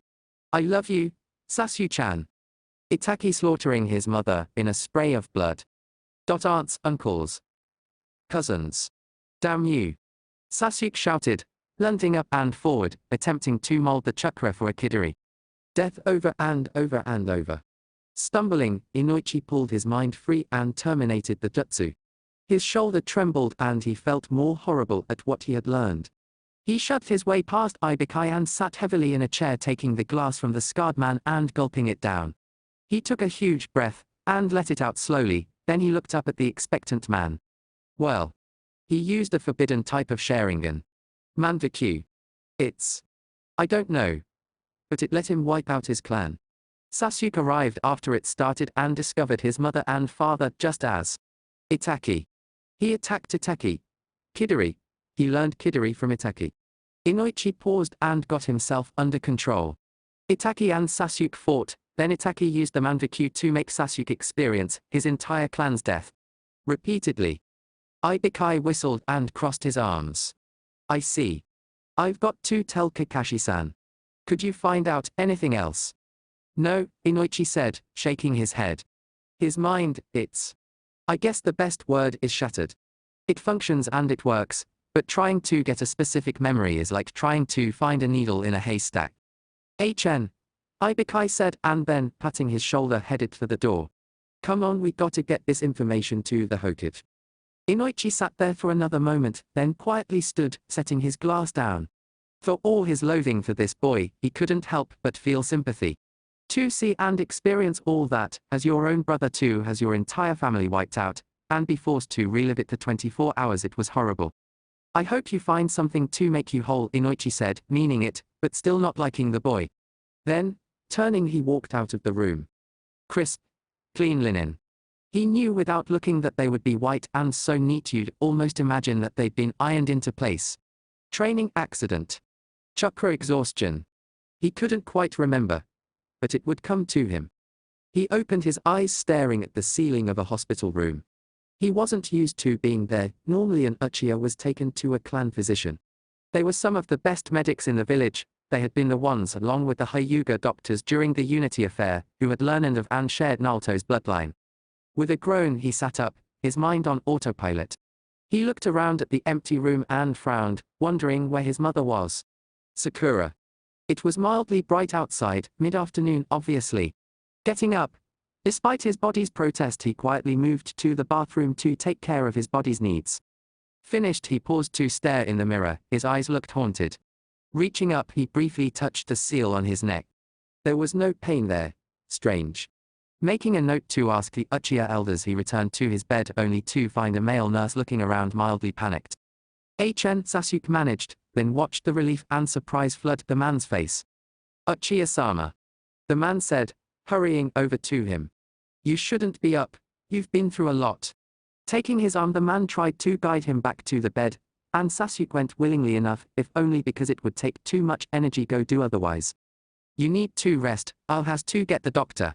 Morino-san and Yamanaka-san too, they just left, but they need to be told in case. The nurse was rambling as he helped Sasuke back into the bed. Why? Sasuke asked softly, his voice nearly gone. Seeing the man stop, Sasuke felt fear creep into him. Something was starting to nag at his mind. Something important. Because minus Uchiha-sama. Don't you remember? It's all anyone's talking about. What is it? The nurse hesitated, then gulped, lowering his voice. Your clan. Things started to fall into place and Sasuke's face turned stony. They were slaughtered. They were all slaughtered. As I expected, you are my child. His world fell apart. He could see it all. They were dancing before his eyes, confusing him. He felt empty and broken, like a puppet with its strings cut. He had lost his entire clan. His brother, the man he had admired most, had slaughtered them. For the same eye that Sasuke had been trying to achieve. An eye he had only recently learned was evil and forbidden. Mandaku Sharingan. To test my capacity, Itachi said emotionlessly, and because they betrayed the true Uchiha purpose. How could the clan betray such a purpose? It was Itachi who had betrayed the clan. He had turned on the clan in his own need to that forbidden eye. He had taken away everything. Sasuke had taken away his entire clan. The true Uchiha purpose. To enforce the shinobi laws on other shinobi. To prove that the Uchiha were truly the most powerful. To protect and maintain order within the village. True purpose. What if that was all a lie though? What if they had betrayed the true purpose? No, father would never do that. Mother would not allow it. Itachi had betrayed the clan and killed them all. As a test. I hate you, Sasuke managed in a strangled hiss. Yes. Sasuke hated his brother. Hated him from the very bottom of his soul. He wanted Itachi dead. Wanted to see the blood pour from the traitor's mouth. Wanted to see those cursed eyes die away. He hated his brother and wanted him dead. Then he could start over. A new Uchiha clan without betrayers. Only the loyalist of the loyal. The strongest of the strong. No more betrayers in the Uchiha clan. Yes. After he killed his brother, he would give or do anything to see that accomplished. He would found a new clan. A better clan. Sasuke-kun, you're awake. He didn't need to look at the speaker. He knew Sakura's voice instantly. The relief in her tone. The hint of her perfume and flowers. He looked across weakly at the girl, who flung her flowers aside and hurried to hug him. I was so worried. I thought, and we didn't know. And I thought you were. Sakura rambled, clinging to him as tears welled up and she buried her face against his shoulder. Sasuke nodded dully, but made no move to hug her. Indeed, after the initial moment of luxuriating in the warmth of her body against his, he wanted her off him. He wanted her to stop touching him, to stop crying against him. He wanted her to go far away and leave him alone. She disgusted him. Weak. Loyal but weak. Get off me, Sasuke said harshly, and at her silence he shrugged her off and shoved her slightly. Go away. I don't want you here. Sasuke-kun minus. Go. Get out of here. I don't want you here. You're weak, you're pathetic, I don't need a weak girl like you. Sasuke shouted, venom in every word. She tried to say something, but her eyes welled up, and tears began to flow, choking back a sob. Sorry, she hurried out of the room. Sasuke sat there for another moment, feeling something inside him sicken. He ignored it. Though he had more important things to do, he had to kill his brother. He had to get strong enough to kill his brother. But how? His brother was the strongest Uchiha. At the main temple of the Nakano Shrine, on the far right side under the 7th tatami mat is the clan's secret meeting place, Itachi said, his compassionless eyes never leaving him. You'll find what purpose the Dubutsu of the Uchiha clan originally served. Hate me and survive. Awaken the same eye as mine. Prove your loyalty. Uchiha Sasuke quietly stood, despite his body's protest, then dressed slowly. He would discover the secrets that he needed to, and then he would prove his loyalty. Nothing would stop him. Nothing. Yamanaka Ino hated working the flower shop, especially lately during what was nominally her training time. Still, in light of events, she had no real choice. Konoha was pretty much in upheaval. The Uchiha had been very important to the village and, despite her newfound loathing for Sasuke, she couldn't deny he was too. Especially to her former best friend, former rival, now best friend, to Sakura, the boy meant everything.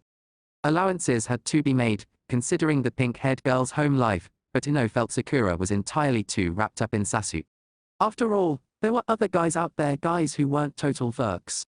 Guys who would defend a girl and her family's honor, who could look at you in such a way that you felt drawn to them.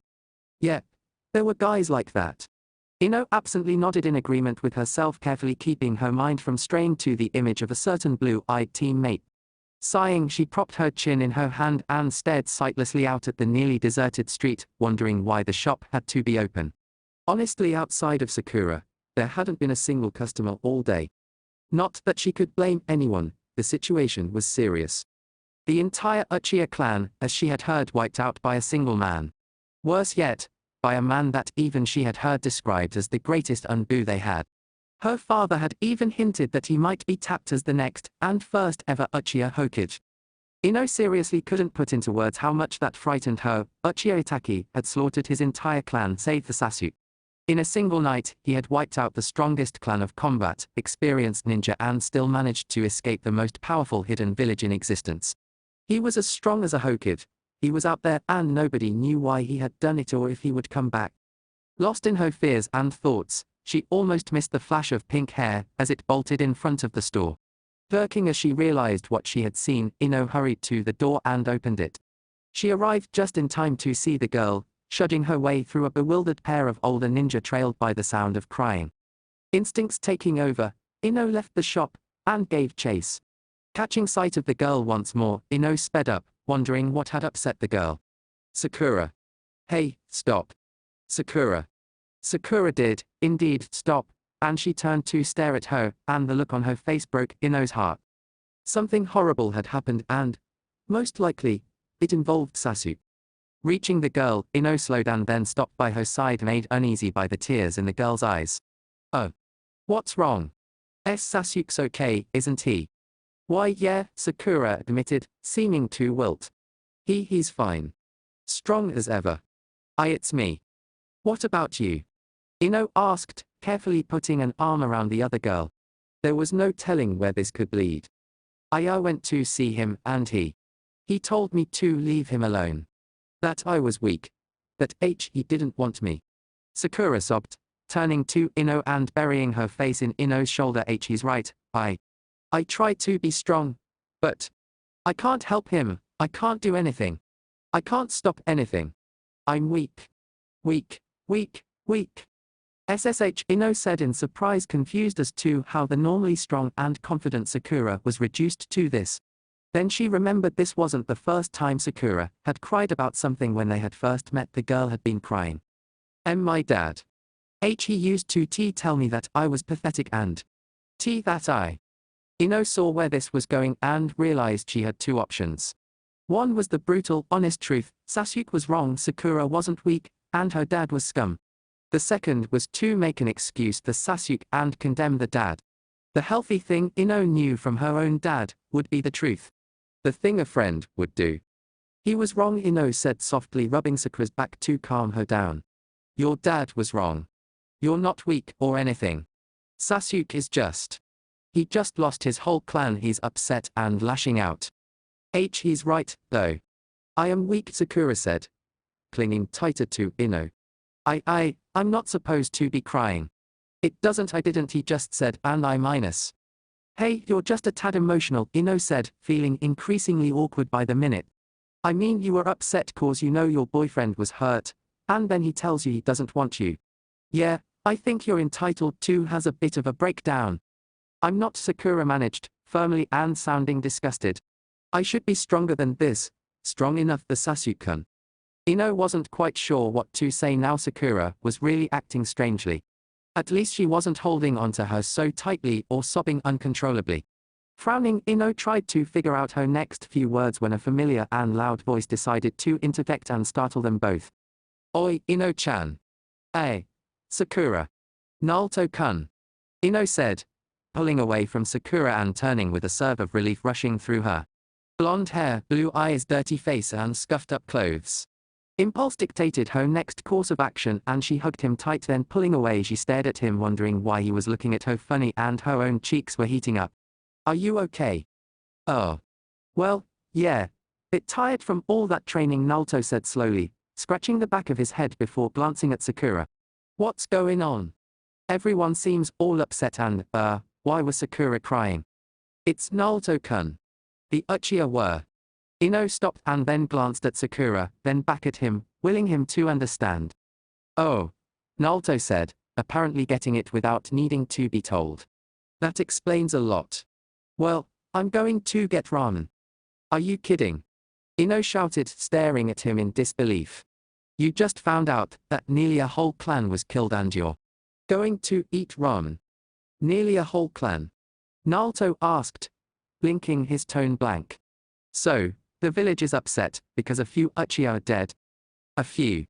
Ino said loudly, staring at him in disbelief. Try all of them. All of them except Sasuke are dead. Oh. Nalto said, looking stunned. Damn. That's. Wow. Well, I guess I'll get pork ramen then. Are you insensitive or what? Ino screeched, unable to believe the boy and his cold attitude. Where was the Nalto from the Forest of Death, or in the tunnels with the Kumo Aiki? The one that was so well, brave and gallant. No. Just that. Well, if that bastard Sasuke is still alive, why's Sakura so upset? See, cause I'm weak.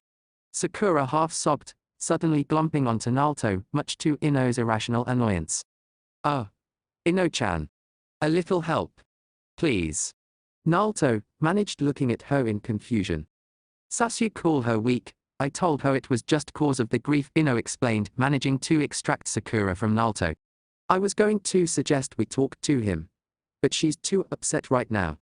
Nalto said, nodding slightly, and, to her surprise, he latched back onto ramen. Then let's all go get some ramen, maybe some shoal ramen for Sakura. I think I'll stay with pork ramen. Ino-chan, what kind would you like? Are you still stuck on RA-? Ino started, then stopped, realizing that as callous as Nalto seemed to be, he was actually trying to do something nice for Sakura. Ramen was, in Nalto's world, a fix-all cure. I think pork ramen would be fine. Great. Nalto said, a grin appearing on his face. Then we'll all go talk to Sasuke, right? Well, you two at least. Wait, Sakura said, for the first time sounding more like her normal self. Sasuke-kun, I know him, he won't listen to us. No matter what, he won't listen to me or Ino. Sakura. What are you talking about? Ino asked, slightly confused, but pleased to see the girl pulling herself back together. I mean, me and Ino could talk to him, but he wouldn't listen. Not really, Sakura explained, wiping at her cheeks. See, Uchiha, they're big on strength. Constantly proving strength, getting stronger, fighting strong people. Well, that's fucked up, Nalto commented with a slight scowl. So Nalto, you're the one that's gotta talk to him, Sakura said, as more command than suggestion. See, you're minus Sasuke, he knows you're strong. Kiba, he's strong too, but they can't stand each other. What? And I'm his best friend? Nalto asked incredulously. No. But you can talk to him as an equal and you can defend yourself better if he minus. Snaps. Nalto supplied helpfully, with a frown. Exactly, Sakura said, apparently grasping for something to make Nalto agree. Please, talk to him. Make him see that he's still got things, that he's still got me. That I'm not as weak as he thinks, that I can help him be stronger. So, I'm supposed to convince that prick A you're still his B, that you're not weak, and C you can help him be stronger, Nalto repeated blankly. Yes, Sakura, agreed, nodding firmly. I'm asking you for help. According to Kurenai-sensei, knowing when to ask for help is a sign of real strength. Nalto said, shooting Ino a disbelieving glance. Ino returned it, knowing that look. Nalto wouldn't do this, no matter how much Sakura asked. He had no intention of talking to Sasuke. He might, though, if Ino asked to. But she doubted it. Ino doubted she had that much influence over him, but he did seem to listen to her, and Sakura needed the hope. Glancing at Sakura, seeing the determination there and knowing how much this meant to her friend, she sighed. Nalto-kun, please, talk to him. You want me to talk to Sasuke for you? Nalto said evenly, but Ino saw the brief flash of anger and hurt in his eyes. For Sakura, please talk to him, Ino added, unsure why she bothered, except that it was important to make sure he knew why she had asked. Nalto stood there for another minute, glancing between her and Sakura before exhaling in annoyance. Fine, the blonde said, rolling his eyes. You guys go eat or whatever, I'll go talk to that prick. He's in the hospital, right? Yeah, INO said, nodding. Nalto, thank you, Sakura added, but Nalto merely waved her off as he started walking away. INO, however, stared after him lost in thought. He was just so strange, she really didn't understand him, and that frightened her much more than it should. The most disturbing thing about the district was not the chalk outlines, nor the tape denoting it was off limits. It was not the drying blood, or the fact that he kept having abrupt flashes of death. It was the silence, the way that his footsteps echoed and bounced off the empty buildings. The way, if he let himself, he could feel the ghosts of his clan watching him. Nakano's shrine seemed especially rich with them, the silence beyond unnatural. It was a silence filled with a darkness, as if it was born directly from Jigoki. Still, Sasuke trudged up the stairs, remembering his last visit when he had come with his mother to pray for good fortune for the Chunin exams. Passing under the orange and black torii and ignoring the purification trough, he paused, black eyes staring listlessly across the perfectly cared for stone pathways. There to the left was the Fugaki stage, and, to its side, the Emma sat discreetly with its wood plates of unfulfilled wishes. To the right, just on the edge of the shrine yard, was a forest, the branches filled with a mikufi, and the boundary marked by countless shimenawa. Sasuke, however, had his eyes focused only on the two structures in the middle of the shrine yard. Surrounded by the cloistered roof was the Hayden, and behind it, the Hoden, both of which sported the typical peaked roofs. Following the path, Sasuke took in the wooden shishi placed under the eaves of the buildings to ward off evil spirits. They gave the shrine a sort of haunted beauty in light of recent events. Skirting the Hayden, Sasuke let his eyes sweep the Hoden and its hip-gabled roof of ceramic tiles. It was a sort of sprawling building with two L-shaped corridors, and a tail corridor, set on the edge of an artificial pond. Climbing the steps quietly, Sasuke slid open the door and entered the building. He stopped once more, staring at the walls, where small relief carvings of the Celestials resided, then focused on the mats on the far right side. The seventh tatami mat, Sasuke murmured to himself, and then, heedless of the disrespect to the shrine, he walked through the room in his shoes and upended the padded mat. Descending the stairs he found there, he shivered, breath frosting slightly in the air, as the knowledge filled him that he was a year early to be entering this place. His eyes took a moment to adjust to the dimness of the secret chamber, a moment to sweep the place he had been forbidden until his 14th birthday. It was eerie to see, the flickering of the candles causing the shadows to dance over 4 empty cushions. Then he spotted the small alcoves and the modest altar where a scroll sat. Turning, he quietly approached, stopping long enough to take in the 2 paintings on either wall. One he knew as Sovo-Bo, the Tengu leader, and the other was Susanoo. Why they were here, he had no clue, but his unease increased as he spotted the fading script on the wall above the scroll and altar. It was a warning, a promise that the truth would forever change those strong enough to decide. Reaching out, he carefully grasped the scroll, and undoing the worn straps, he unrolled it.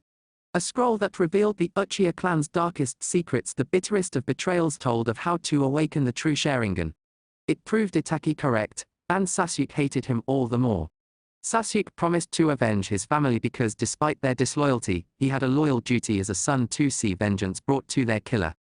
He wasn't sure how he left, or why. He wasn't aware that he was even moving. His mind was lost for a moment in a sea of revenge and disbelief over what he had learned. Then, suddenly, he registered the fact that he was entering the home of his mother and father. That he was just outside their doorway, and his mind was assaulted with a wave of despair as his memories played out their last moments. With a shaking hand, unsure why he was doing so, he slid the door open and approached the chalk outline disturbed by the stain of blood. His vision blurred from unshed tears to which tears he refused to give in. He had to be strong, strong enough to gain the power to kill Itachi. To bring vengeance upon his family's killer, because no matter how right Itachi was about the betrayal of the true purpose, he had betrayed his mother and father. Closing his eyes, he took a deep breath, willing his tears away. Opening them, now dry, he let his breath out slowly before speaking. Leave. I can't. We gotta talk, Naruto's voice said from the open doorway. I said, Sasuke drawled, turning to face the orange and blue-clad boy face set to leave. This is my home, my clan's district. Here, my word is law. Aha, Nalto said, with a slight nod. Sure, right after we talk. Sasuke mastered a flash of annoyance, an urge to assault the boy. Anywhere else anywhere, but his parents' home he would have. Instead, he fixed the boy with a gaze that said quite clearly, "Go on," and waited. Not sure what to say now, Nalto admitted, scratching the back of his head. So, why exactly are you here? Sasuke sighed, annoyance lacing his words. Made a promise to a girl, Nalto shrugged. She seemed upset. Sakura. Sasuke conjectured, frowning. Yeah, her. I'm supposed to tell you that she's still yours, that she's not weak, and that she can help you be stronger, Nalto said, scowling slightly. So, she asked you for help. That's her sign of strength. Is that how she's going to help me? Sasuke asked derisively. Staying with her, playing with Kiba, none of that will help me get stronger. Look, I know that you lost your family. I know that you're hurting and upset, Naruto said, frowning slightly. It hurts, beyond words, when you're the only one. When you're alone at night and you know that there's nobody there for you. Shut up, Sasuke said sharply, unable to believe the gall of this fool. You don't know what I lost. You can't even begin to understand what I feel. How empty or alone. You has nothing. You never had a family, never understood what they meant, what a mother or a father mean. Minus a moment later, he felt a kunai graze his cheek and then heard it thunk into the wall behind him. I would shut up, Sasuke, Naruto grated out in a cold tone. You're on a pity parade. Oh. Boo-hoo, you lost everything. News flash. You has memories. You can remember your family. You can close your eyes and see them, you can dream about them and all those good times. The hugs and the love. All I've ever had is nothing. I've spent my whole life on the outside looking in at the families around me. That still doesn't mean you understand, Sasuke snorted. I don't understand. I don't understand. Naruto shouted, clenching and unclenching his fists. Imagine praying and wishing for a family, for a brother, a dad, or a mom for 13 years. Then, one day, you find out about them, only you get them torn away because they're dead. I understand perfectly well what it means to lose your entire family in an instant. Is that it? Sasuke asked, glaring at the boy, willing him to leave. Wanting him and his I know everything and am more special than you attitude out of his home. When Naruto merely continued to stare, Sasuke increased his glare. Leave, and tell Sakura that I don't need weak people trying to help me. Whatever, Naruto shrugged, turning to leave, only to stop and glance back. But you seem pretty weak yourself, so maybe you should think about accepting her help. You think I'm weak? Sasuke said incredulously. How could Naruto even come to that conclusion? It made no sense. I am not weak. I am an Uchiha. I am the most gifted of ninja. Even compared to you, who has some talent, I am better. Then prove it, Naruto challenged, turning partially around to glare at him, a frightening tone in his voice. A tone that betrayed his inner anger and turmoil, that planted doubt into Sasuke's mind about his own strength. Fine, Sasuke shot back, his own anger rising and his voice betraying all the emotions that Naruto had. The arena, where we fought in the Chunin exams, I'll prove it there. Why should I fight you? Because, Sasuke said challengingly, a Hokage would. Fine. Akama, are you sure Sakura went this way? Kiba asked, rushing after the small white dog who was darting down the semi-deserted streets.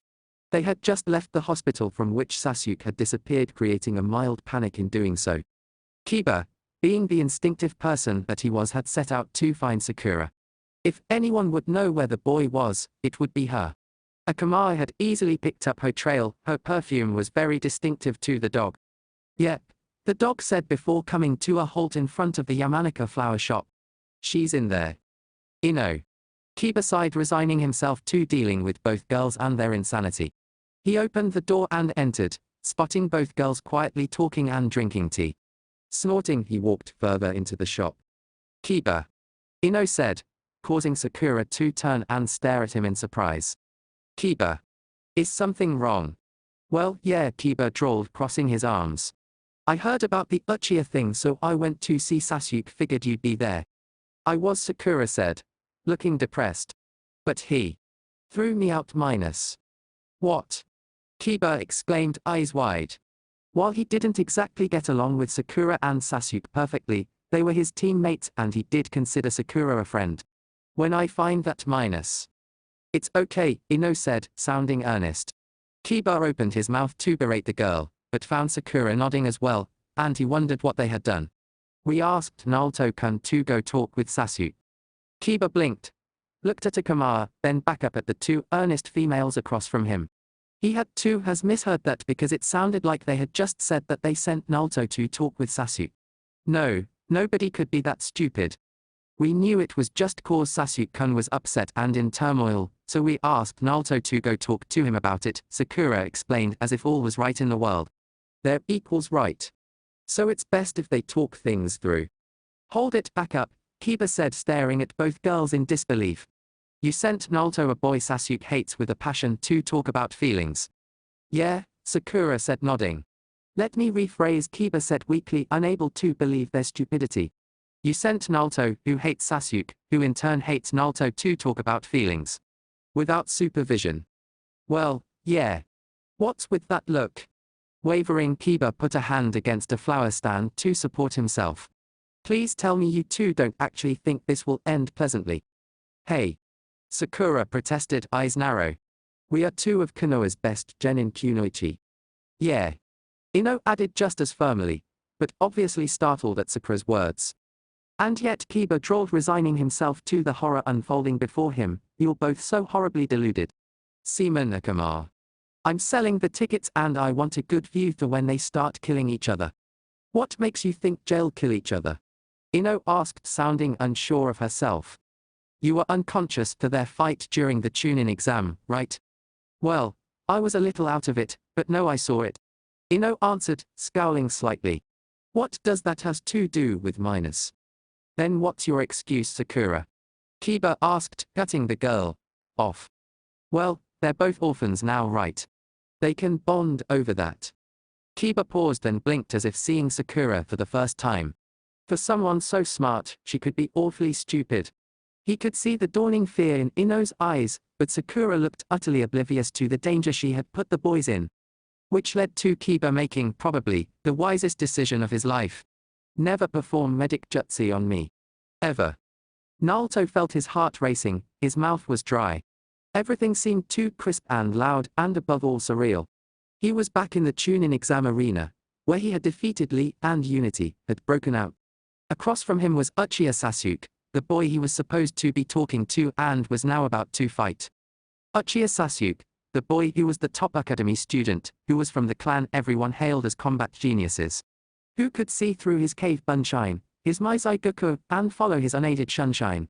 Who could copy and then use any technique Nalto himself used. Nalto couldn't help but grin and fix his gaze on the Uchiha's torso as Anko had taught him. The shoulders would tell him when a punch or block was coming, the hips would tell him when a kick or a step was happening, and the way his body twisted would tell him which way he was dodging. From there, while applying heavy, Nalto would systematically take the enemy apart.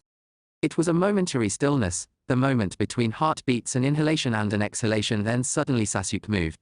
He shot forward with a speed that was startling. It was almost like Lee, but just a bit slower.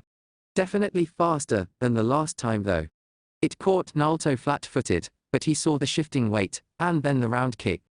Defending with an outer forearm block, he slipped the left foot forward as his body moved unnoticed, and he slammed a punch into Sasuke's stomach. The dark-haired boy stumbled back, recovered, and threw a hook punch. Reading the shift of weight and seeing the angle of the arm, Nalto ducked and with another unreadable movement caught Sasuke with an overhand punch to the cheek. Sasuke stumbled again, then hissed as Nalto drove a reverse side kick into his ribs, followed by a step jump side kick. The Uchiha hit the ground, rolled back to his feet, and recovered.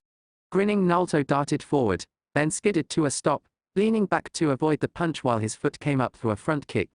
Sasuke grunted, then reeled away from the follow-up blow of an uppercut. Cocky, Nalto moved in once more, sure that he had the boy on the ropes. Ducking another punch, Nalto shifted his weight in classic heavy style, his arm sweeping back for a hammer fist. And then varred to a stop as Sasuke caught it. Eyes widening, Nalto whipped his head around in time to see the smirk and has a fist slam into his mouth. Shaking his head while retreating, Nalto scowled, before ducking another kick and trying to counter. This time he received a back fist, then a side kick, then a spinning hook kick, which sent him sprawling to the ground with a spin. Rolling to his feet immediately, Nalto stared at the Uchiha, who was now staring at him like a wolf on the scent of a wounded rabbit. You know, Sasuke said, slowly moving in a wide circle, that style is very dangerous. Very deadly. Nobody within the Uchiha has ever figured out how to counter it. Until now, Nalto supplied, wondering if he was messing it up. I'm sure you're wondering how, Sasuke said, coming to a stop behind him. It's not that I can follow your movements. You disappear utterly from my sight when you move. It's not because you're messing up, and it's not because I'm fast enough to react. So. It's because I can hear you, Sasuke gloated. The shift of gravel under your feet, the rustle of your clothes, the slight rattle of your weapons. Didn't know your hearing was that good. It's not, I couldn't fight you just by hearing, Sasuke admitted, still not moving. Haven't you ever heard that if both you and your opponent are first-class ninja you can read each other's minds when you fists meet? I'm a genius and I know how you fight, I'm the only person ever to experience this style more than once. Aha, Nalto nodded, scowling, in thought, thinking of a new tactic. We've fought 3 times, Sasuke said smugly, and Nalto rounded suddenly, charging head-on. A wild right, which was easily dodged, then a sudden left round kick, which was blocked. Sasuke countered with a straight jab into Nalto's face, which sent him stumbling. There's no need for words between us. Then, the Nalto he had just decked, disappeared in a puff of smoke. Sasuke stared for a moment, eyes wide, struck momentarily dumb. Cave Bunshine.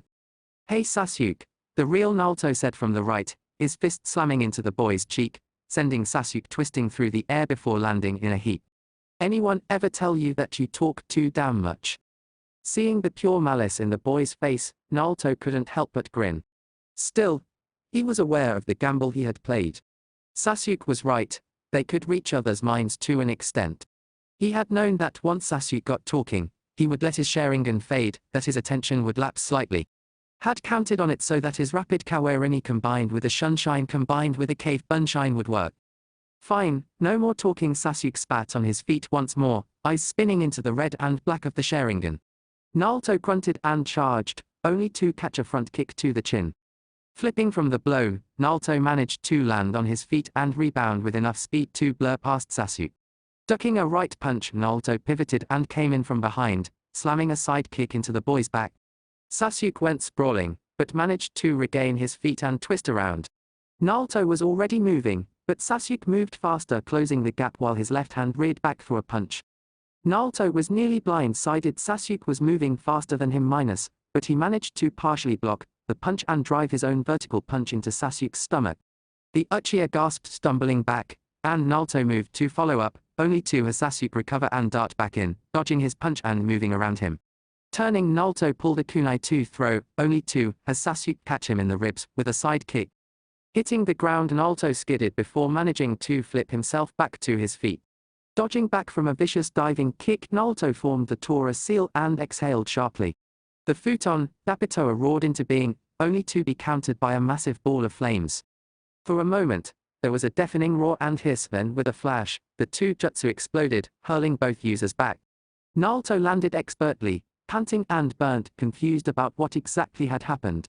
As his eyes darted around him, though he could guess, there were flames all over the place burning merrily. Hair. Wind might be the ultimate attack move, against other elements, but against fire it's nothing, Sasuke panted, but he looked as bad as Nalto felt. Using the moment, Nalto regained his feet and went back on the offensive. He formed and launched a Kase no Yaiba, watching in satisfaction as Sasuke was forced to dove. Then, as the boy landed, Nalto shunshined forward, slipping under a punch, and coming up with a palm heel aimed to the chin. A split second before impact, however, Nalto was skidding along the ground. Coming a stop, the blonde dazedly scrambled back to his feet, which was all Sasuke needed to bind Nalto to a tree with several thin, but strong wires. Struggling, Nalto swore, then sensing something, snapped his head up. Racing along the wires, heading right to him, was an unchecked mass of flames. It took half of a heartbeat to recognize the danger and another to realize the only thing he had free were his hands, which prompted him to think about the Kase no Yaiba. Those flames were almost on him, he could feel the heat. He knew a normal Kase no Yaiba would be pointless, he needed something bigger. The beginning of the new heartbeat saw him begin to figure out how to create this miracle. The completion saw him frantically begin trying to do the impossible. The result was spectacular. The K's no Yaba that he unleashed utterly decimated the area before and around him, shredding the wires, toppling trees, and scattering the flames like leaves. He'd used his entire body as a medium to the blade of wind and, as he collapsed to his hands and knees, he couldn't help but gasp. He felt as if he'd just trained for a full month non-stop. Looking up, he saw the devastation clearly in the orange and yellow light of the surrounding fires. He'd left a series of deep gouges in the earth, severed the few trees present in half, and the far wall looked as if a giant meat cleaver had slammed into it. Then he spotted Sasuke, who was looking both stunned and more than a little afraid. What the hell was that? Sasuke managed, his shirt shredded and his arm sporting several shallow cuts from where he had just barely managed to duck in time. Hey, Nalto panted, pushing himself back to his feet. Kamikaze no Yaba. Sasuke's eyes narrowed and he flashed through two seals, unleashing a series of fireballs. Nalto, still a bit winded from his newest move, used his body once more.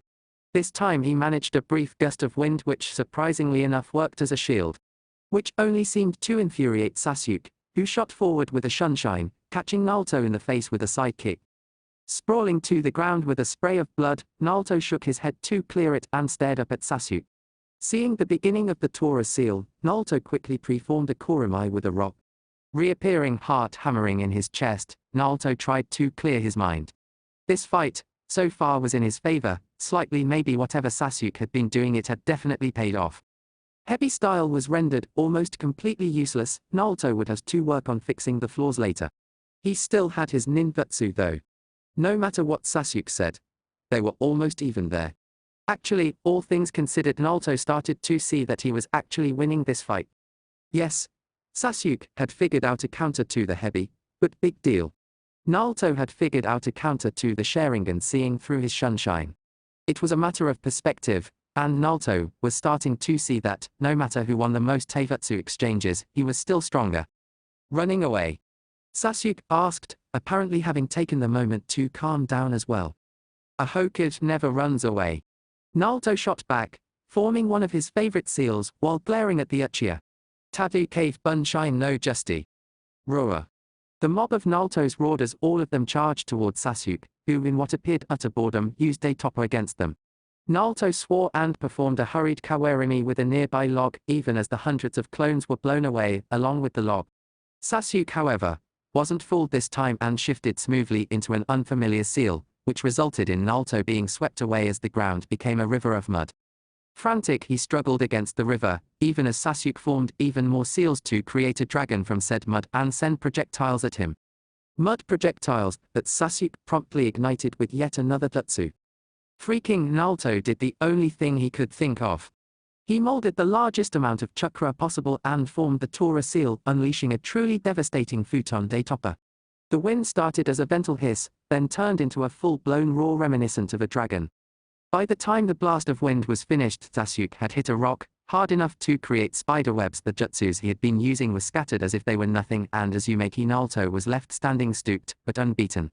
Panting, Nalto watched as Sasuke, in a righteous fury, regained his feet and glared at him with such murderous intent it was frightening.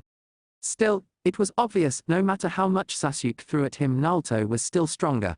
Which meant he was nowhere near ready for Itachi, that he wasn't strong enough. Sasuke seemed to reach the same realization as Nalto did, but he didn't accept it. Instead, he seemed even more enraged, more incensed, and his Sharingan seemed to change ever so slightly. You want to see my strength? The strength of the true Uchiha. Sasuke screamed, forming a series of rapid seals before clutching his wrist. Nalto realized it was the same move as at the exam, and though he still didn't know what the jutsu did, as he watched that chakra form and began to crackle, he realized it was deadly. It was not a move to be used if you intended only to win, it was move for murder, plain and simple. Nalto felt the shift in his mind, from his mask of normalcy and into his true self, and he created a cave bunshine. There was no hurry, no fear. Just a simple knowledge that someone was about to try and kill him. Nalto wouldn't let that happen. He would move this full speed, he would kill the enemy first. His bunshine began molding chakra into his right hand, forming the minuscule hurricane of the Rasengan in his hand. Then Sasuke screamed and shot forward, little more than a blur. Nalto's clone grasped his wrist, spun and hurled him like a cannonball toward the charging boy. The Rasengan swirled in Nalto's hand, and the Kidari crackled in Sasuke's, and with an ear-splitting screech, the two moves crashed into one another. Light scattered. The sound of a deep rumbling filled the air, and for one brief moment, the world went white. Nalto pushed, strained, striving to push through the lightning and kill Sasuke. The ground seemed to tremble from the impact as the two forces continued to fight, continued to push against one another. An immovable maelstrom. And an unstoppable lightning. Debris took to the air. Dust and the single pool of water began swirling violently. Then, with an earth-shaking roar, something gave, and both boys were thrown away from each other with bone-breaking violence. Nalto hit the ground hard, rolled, skidded, and came to a rest in a heap near a boulder. Sasuke landed much the same way, coming to a stop near a wall. For a moment, all was still. Then slowly, tiredly, Nalto stirred. Sasuke struggled to sit up. Nalto heaved. Both shinobi regained their feet, turned to stare each other down, and prepared to do it again.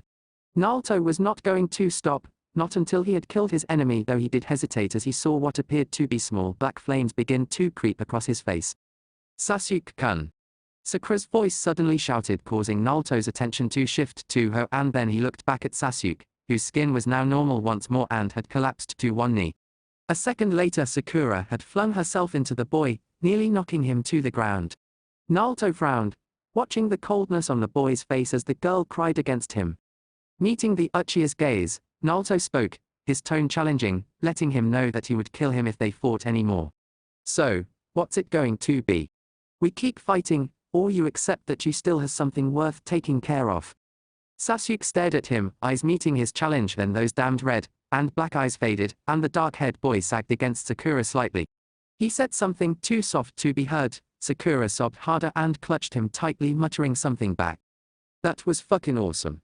Kiba's voice shouted from the stands, joined by a bark from Akama. Nalto spared them a brief glance, then turned to leave the three friends alone. He was brought up short, however, by INO, who was standing behind him. She was going to say something, but instead remained silent, her eyes widening as she met his gaze. It took him a moment to understand why, and then, quickly he slipped back into his carefree mask, scratching the back of his head. Hair. So, I talked to him like you wanted. INO stood there for another moment, then hugged him tightly, and Nalto couldn't help but just stand there in surprise. When she pulled back, he wondered why she was crying too. Awkwardly, Nalto put a reassuring hand on her shoulder while squinting. Oh. You okay, INO-chan? I'm fine, INO said, hastily wiping her eyes and backing away slightly. Nalto blinked. How about some miso ramen? My treat, INO asked, then squeaked as Nalto glumped her. The office was cold, impersonal. Without the Hokage, its owner, the room was only an office, and Hatake Kakashi hated it. Not that the masked Unbu commander, who was seated behind the desk, could do anything to change that.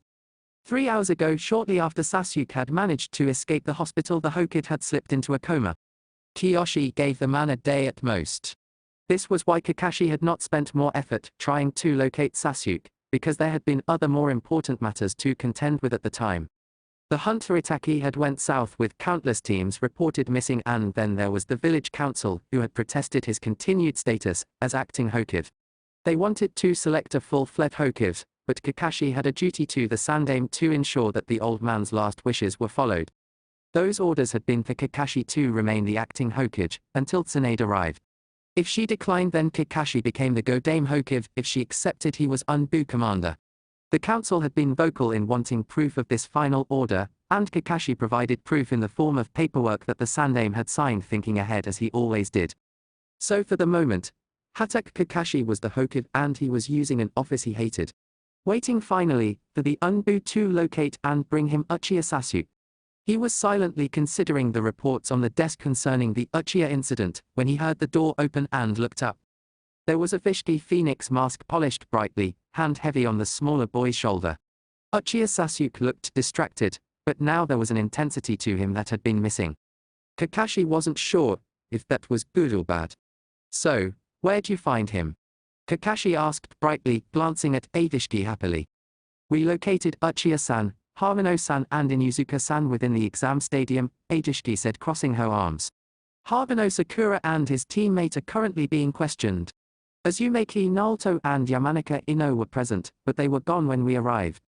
That's okay, Anko will find them soon enough since she wants to get Nalto. Kakashi said. I closing happily besides, I don't need to speak with them that badly. So how exactly did you find them? Kade-san was alerted by a massive surge of chakra in the arena.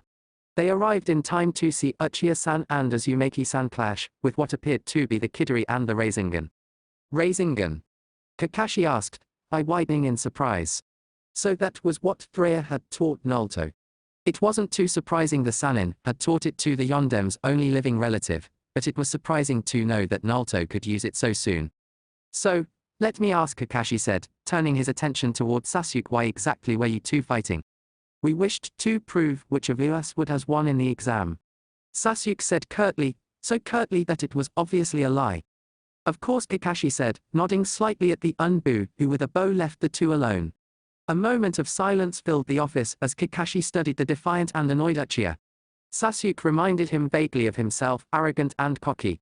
It was time to put things into perspective for the boy. Do you realize that lying to me could get you tossed in an Unbu cell? I am not minus. I'm the Unbu commander, I can tell when a genin is lying.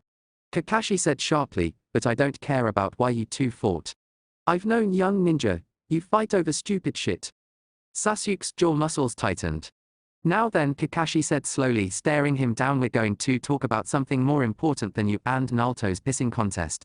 I want answers for something we learned after the Uchiha need to secrecy and privacy finally blew up in our faces. Which is what, Kakashi? Sasuke asked with an utter lack of manners. Mandaku Sharingan.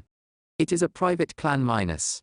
See, that's the thing, Kakashi interrupted, his tone carrying a dangerous undercurrent. There is no Uchiha clan now. There's just a rude boy, named Uchiha Sasuke. Now when you can produce an heir, we'll say there's a clan, until then you answer me, or spend your time rotting in an Unbu cell. The anger, the resentment, it burned bright in Sasuke's eyes, and Kakashi smiled behind his mask. A genin so transparent, her emotions were so raw if prodded just the right way. What do you wish to know about it? Sasuke grated out, eyes narrowing. I know it's a secret, advanced Uchiha Duvutsu. I also know that it's somehow forbidden or evil. Kakashi said, leaning forward, elbows resting on the desk. Tell me what you know. The Mandaku Sharingan, Sasuke said slowly, precisely is a Duvutsu that is rumored to exist but has never been seen since the founding of the Uchiha. It is said to be capable of great things, but that the users always bend the power toward evil ends. That's it. You know nothing else how to activate or how to counter it. That is all I know. There are no records that deal with this fable. Sasuke said, crossing his arms. I of course checked all known Uchiha records when I left the hospital. Many that might have contained information were destroyed by the traitor. If you are keeping information from me, you'd be putting this village at great risk. Kakashi said, then seeing the way the boy's face remained unchanged, he sighed. Sasuke really didn't seem to know anything else. You can go now, I'll be in touch. Sasuke nodded, and then turning sharply stormed out of the office. Kakashi remained silent for a moment, until the door opened and an Unbu entered silently. Keep him under watch, just in case he knows something and is lying. Also, tell Anko that after she's done beating Nalto I'd like to talk with them both. Right away. Alone once more, Kakashi sighed and closed his eye. He had never wanted to be in this position, it had never been his dream or goal to be Hokage. Kakashi sincerely prayed that Tsunade accepted the job. If not, Kakashi would be extremely tempted to offer it to Nalto, just for the hell of it. That's it to this part. If you enjoyed it, then like, share and subscribe to the next video as it's going to be more interesting, and also check out my other playlist. Hope you would like them too.